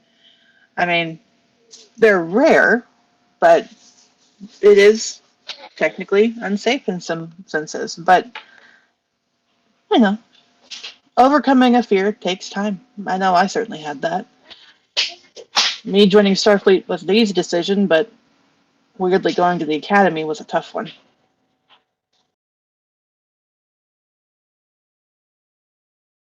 How is it tough for you?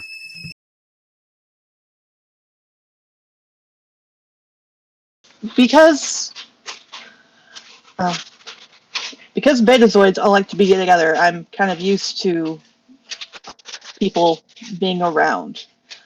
But because I'm also a Vulcan, there is something to say about isolation for me.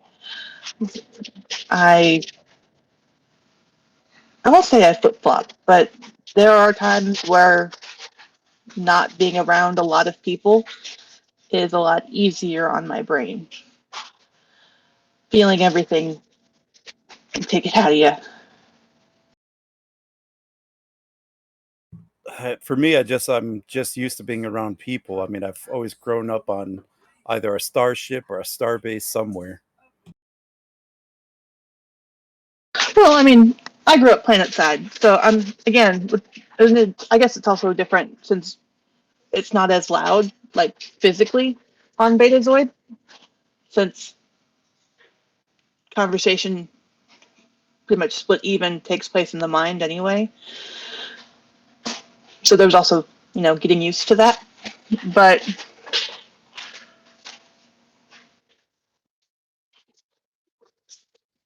one of the reasons I like space so much is because for all that's going on, sometimes it's quiet.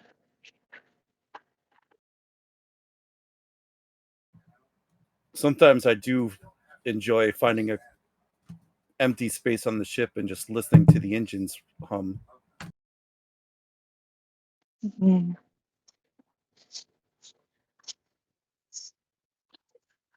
There's quite a few spots on the ship where there seems to be no traffic ever. Along with my brother, he's pretty much the same way. I mean, just the size of the Navajo, it's enormous, and there's just so many places to get lost if you wanted to. And that's not even counting the Jeffries tubes.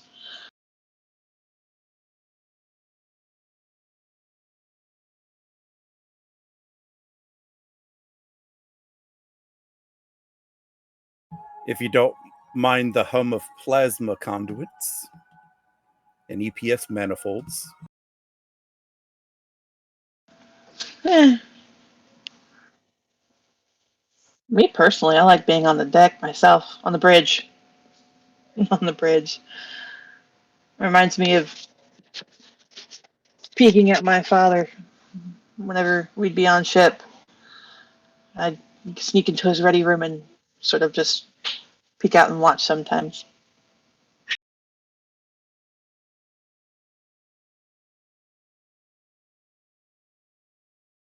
I say sneak. Keith fully knew I was there, but it felt more appropriate.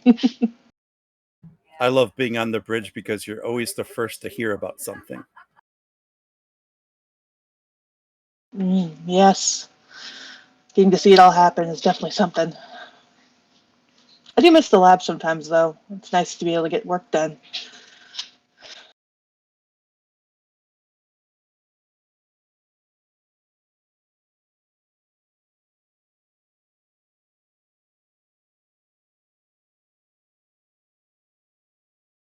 So, what experiments are you running in the labs? I know you spend a lot of time in there. Uh, well, I had to finish the scientific survey of our Endorian snowpuff and get that all set in. And then I'm personally working on a thesis about force field modification. That's sort of the big project that I'm working on right now. What are you trying to modify? Mm, well, in layman, I'm trying to modify selective force field barrier technology to be modulated against physical life form versus environmental factors.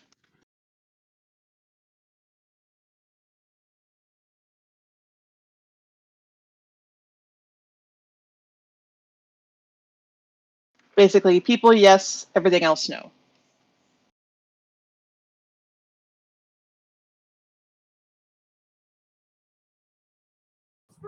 So, are you trying to modify force fields to allow humanoids to pass through it uninhibited and keep everything else in place? Yeah, pretty much mostly that. If I can get that to work, then that means I can make which is more the end goal, the ability to modify in situations to allow that to happen. It was an obsessive project for me for a while now, but yeah, pretty much.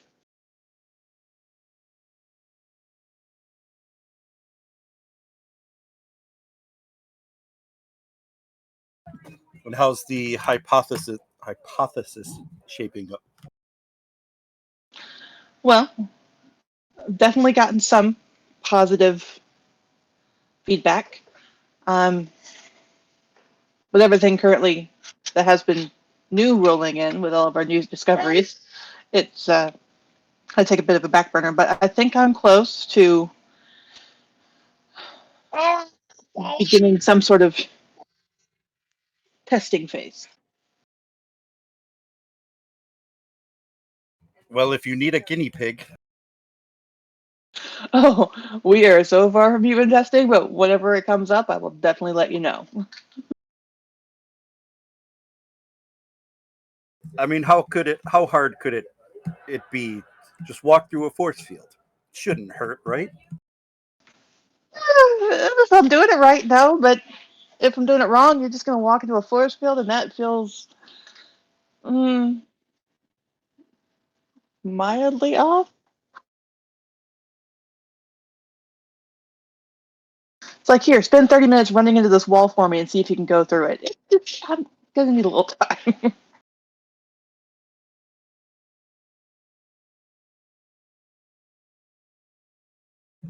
Well, if it's only half as difficult as pounding through the Badlands, I think I can handle it. True, we have hit quite a few brick walls lately, haven't we? But it's not so bad, I guess.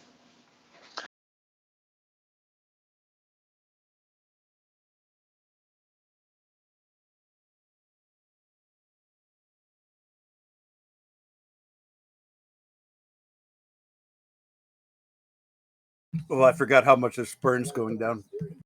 I was about to say, I think I'm gonna have a couple more, and then I'm gonna switch to something a little softer because I can feel my throat deteriorating by the second. Worth it, kind of, but yeah, I think I'm almost done.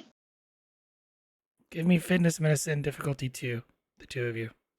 Oh man, Ruh-roh. The stuff you're only supposed to sip and we were drinking. What do you say, fitness? Fitness medicine man, difficulty 2. I'll use one of those momentums. yeah, me too.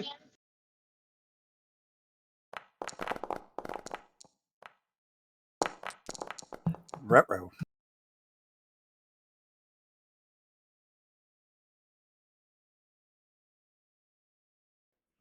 Right, you are fine. It must be your Vulcan anatomy. Um, as the world's not spinning, Vogel. The world is definitely spinning. Things are blurry.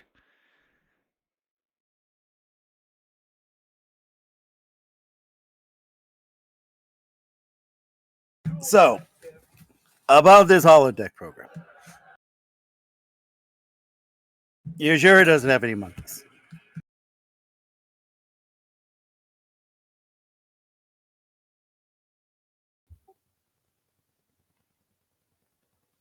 Whoa. Rye left. In that That case, brings we will me cut down to the captain for a minute. Captain Perone, you are sitting there drinking bloodline with a bunch of hardy Klingons who seem to down it like it's nothing. Oh, good. So they're normal Klingons. That's the real test to see if they're changelings. Is can they drink with the Klingons? So, Moron, how long will you be in port?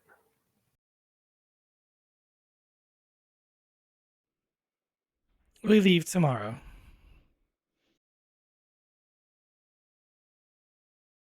Yeah, same here. But you will contact me when you're come back through the wormhole. We'll be somewhere in the sector.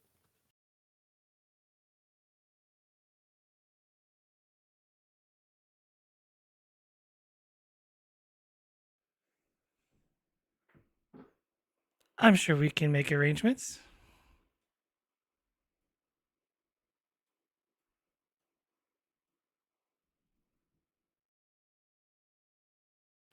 Everything happened so fast last time that I feel like I barely got time to know you. It's a shame since you're my Jitak. We should spend some time to Get more of a chance to know one another before we both ship out in the morning, and when you get back.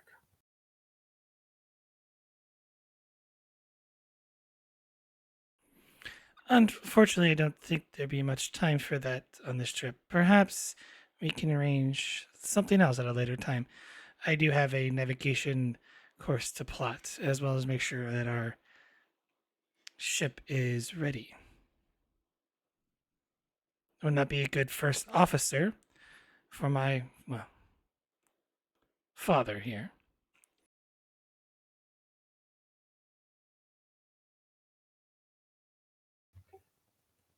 The player's hoping the father is the one that slapped Perone on the back and seen well, Yeah, the only one in the whole room welcome, happy to see him. yeah.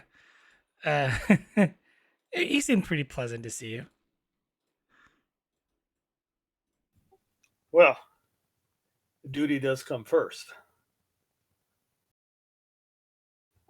Is that not right, Lord Crow? Ah, yes.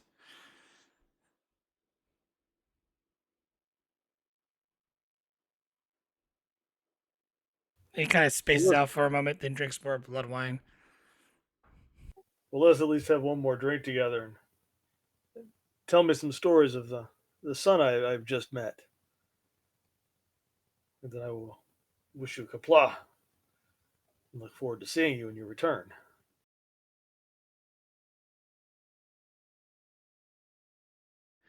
Yes, yes, Lieutenant. Your son, I'm sure he's a hearty man. Boy, drinks more blood wine.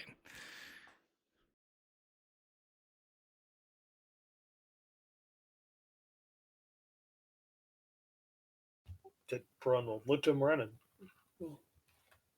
tell me of Lorak. What is, tell me something about him.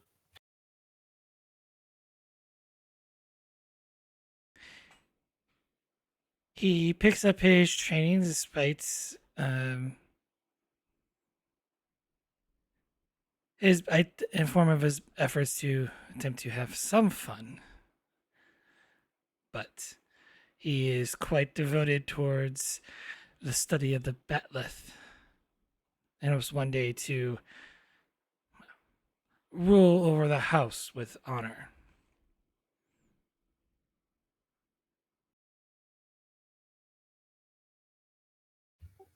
A worthy ambition, especially for one so young.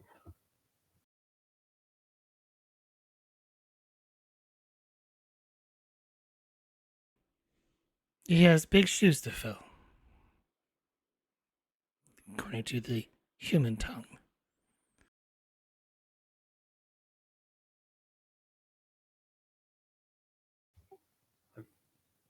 I'm sure he will do fine. We just have to remember that there is more to being a Klingon than just being a warrior. Look around. Look at these men. They know how to celebrate. They know how to enjoy life. That's what I love about the Klingon people is that know how to live.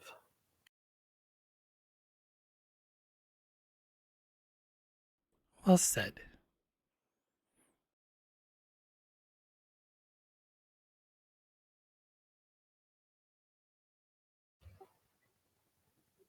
And will Perone will enjoy what time he has with the wife he didn't know he had, and spend time kind of watching the son he didn't know he had, and trying to learn what he can of him from just observing him.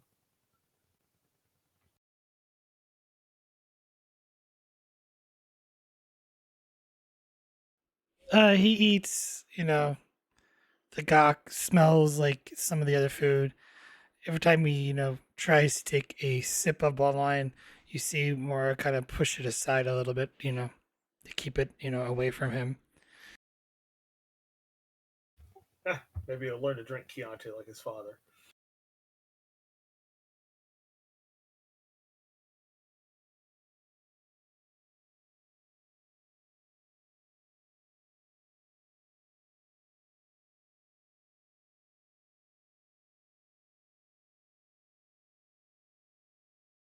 At some point, Perone will ask him if he would uh, like to spend time on after their journey into the Gamma Quadrant, if you would like to spend some time on his ship, get to know the man who he is challenged to death to They're not. kill.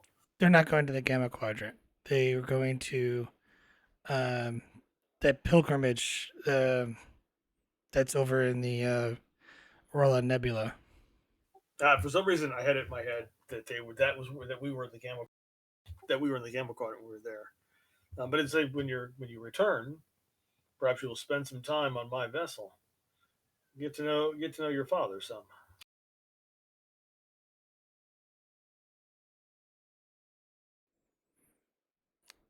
More specific, we might be able to arrange something down the line. Excellent. And then again, Perron will spend time with the Klingons and try to moderate his drinking enough that he remembers this time.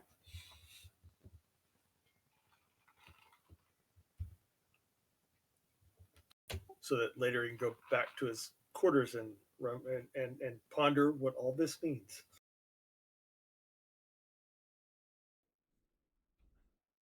I'm assuming Rye is still AFK. Um, Fortunately, still look had to go. So like some other interesting stuff did not get to happen. I I was will. looking. I'm gonna spend some thread here since I have it.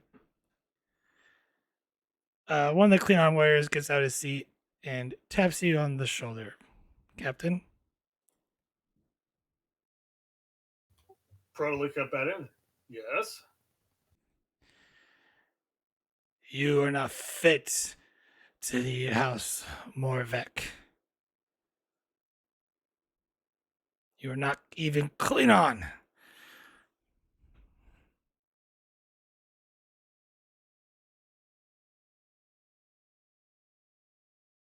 And he gives you a slight shove. Honestly, since he approached me from behind and tapped me on the shoulder, I will respond in my best Klingon in the best Klingon that he can, elbow him in the face and say, "But I have the heart of a warrior." That's how the fight started. He grins his teeth and takes a swing at you. Give me daring security opposed. You'd be rolling first since you're defending. Okay, then take 3 momentum for 2 extra dice.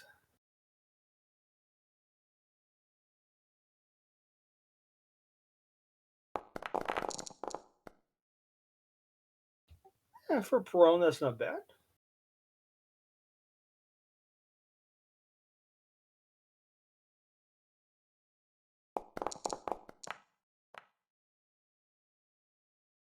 That's gonna hurt though. Ouch.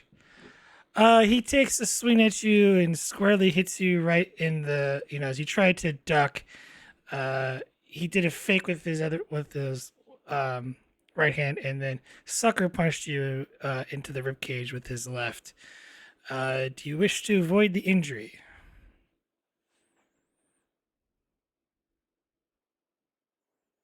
Yes. All right, you take 2 stress.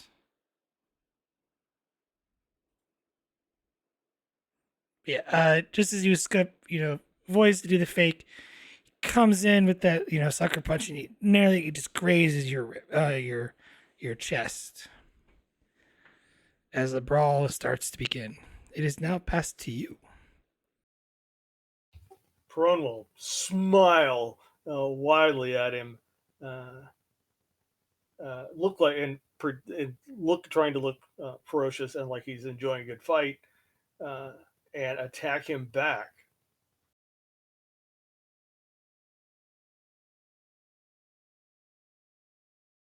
All right, I gotta set. Oh, I have to set the difficulty here real quick, and your difficulty is 2.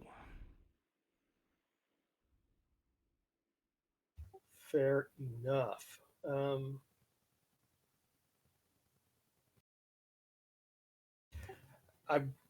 I actually going to spend a determination here, mostly because I want to gain it. So I'm just going to burn it right away at the end of the mission to gain a focus that I need for when I'm being training the boy. Um, Trying to think of a value I want to spend it on. This is kind of brawling in a bar is kind of anti-Starfleet. Would you take sometimes the ends justify the means? Yeah, I'll take that.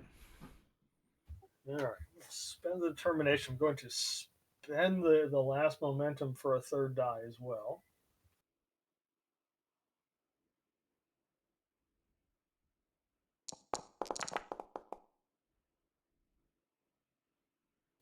Oh, it didn't roll the.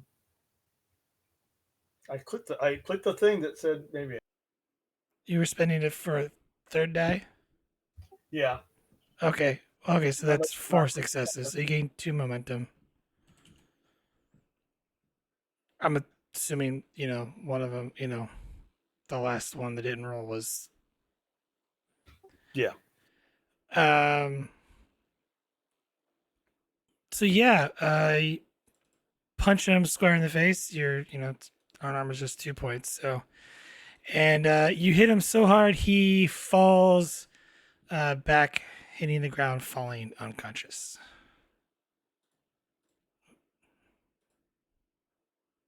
Perone will give his best Klingon yell of victory, raise his blood wine to his fallen opponent, and then to the rest of the crew and rest of her crew and or her father's crew and yell a hearty qapla' for their pilgrimage. And they all like tap the mugs on the thing, and kind of give a hearty, shout, drink.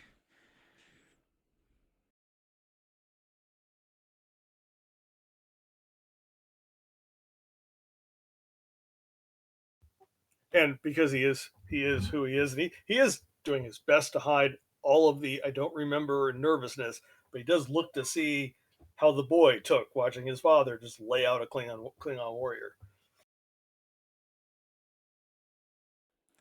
He kind of snickers a little and then just kind of turns his head, you know, kind of avoid, some eye contact.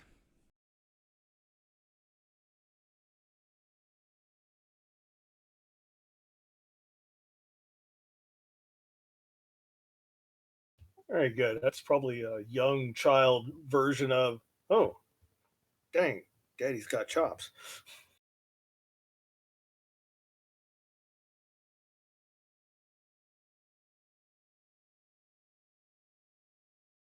Or maybe that's what Perone will choose to believe.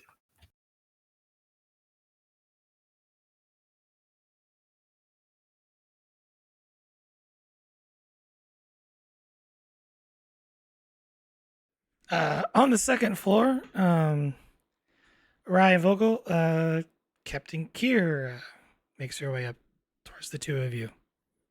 As you both, while one is slightly more drunk than the other.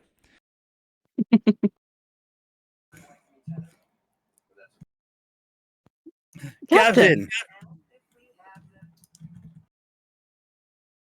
I think I'm going to Lieutenant? lead with an apology.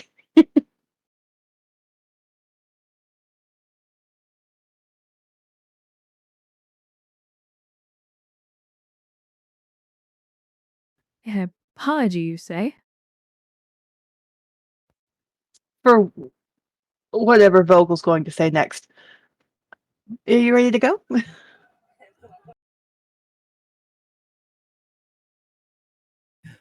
I'm fine. I'm not as think as I drunk I am.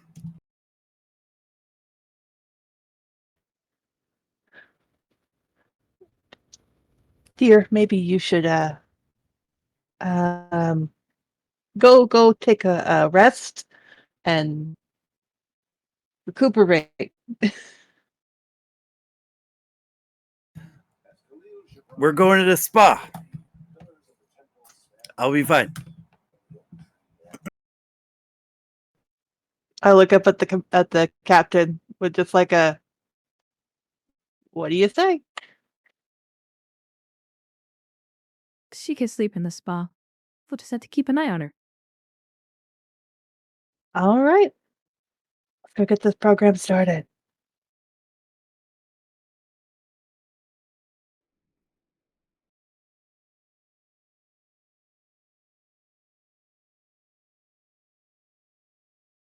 I'm calling And it now, though. I'm not cleaning it up. and the three of you, that's what holodeck maintenance is for.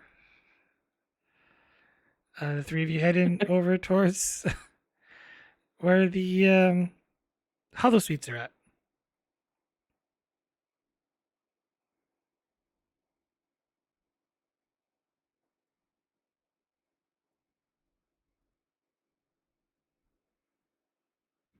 And I think we'll leave that there, unless there's anything else you guys really want to role play. I think we can call this the end of the episode, unless there's anything else you guys wish to do after the shore leave portion. Vogel's promotion. So next day. Oh, I guess mine too. Yeah.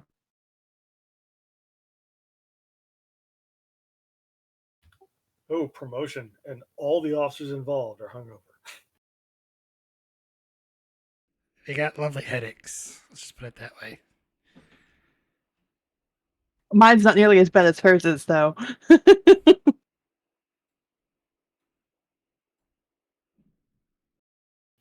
Well, I think since they're promotions for department heads, he would want to do this like in the conference room with all the department heads involved.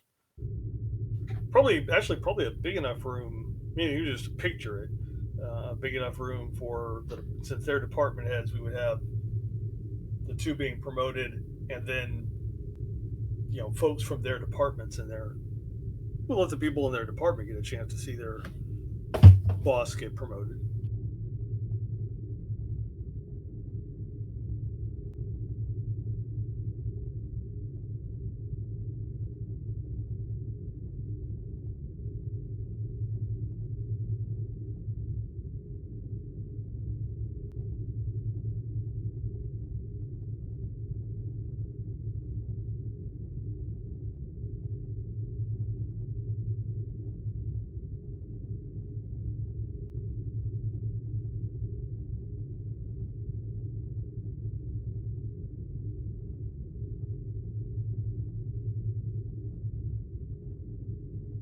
All right. Yeah, everyone's there. So All right. Perone would call front and center, Lieutenant Tavria Rye.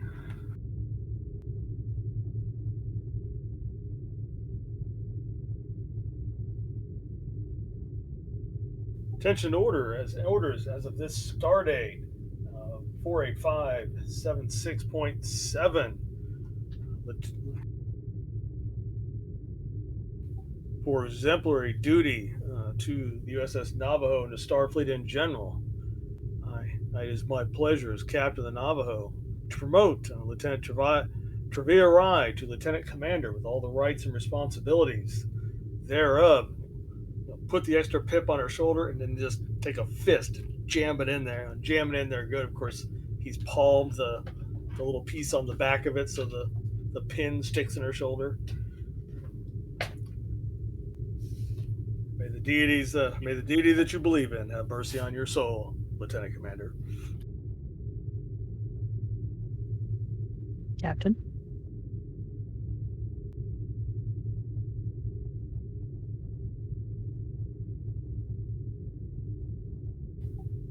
Ensign Saren Vogel, front and center.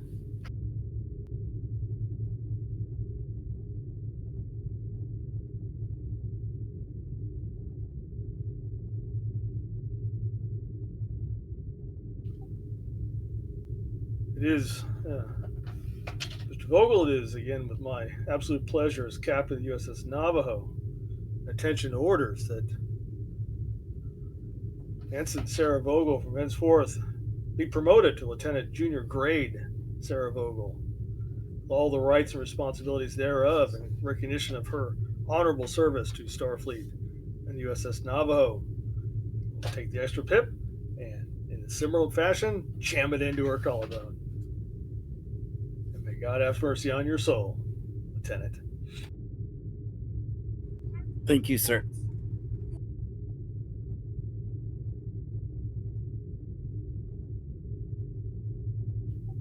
Then Perone will have his yeoman bring in the planned ceremonial refreshments, which would be tiramisu that he has made himself from a family recipe, and a nice bottle of Chianti from his private stock.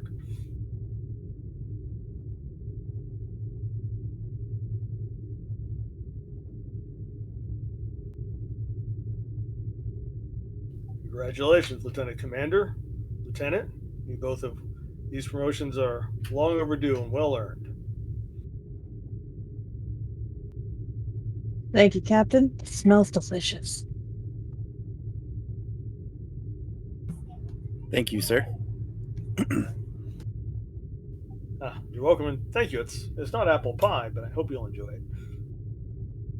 it.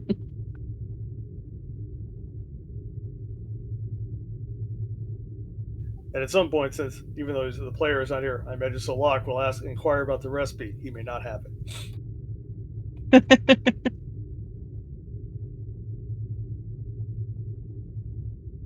Anything else?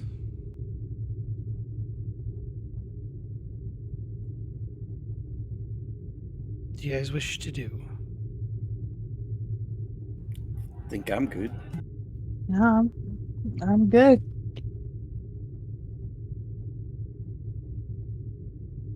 Captain Was that Perone? I'm good. Was that okay for a promotion ceremony? Yep. All right. I think with that, we'll call this an end to Footsteps Untold.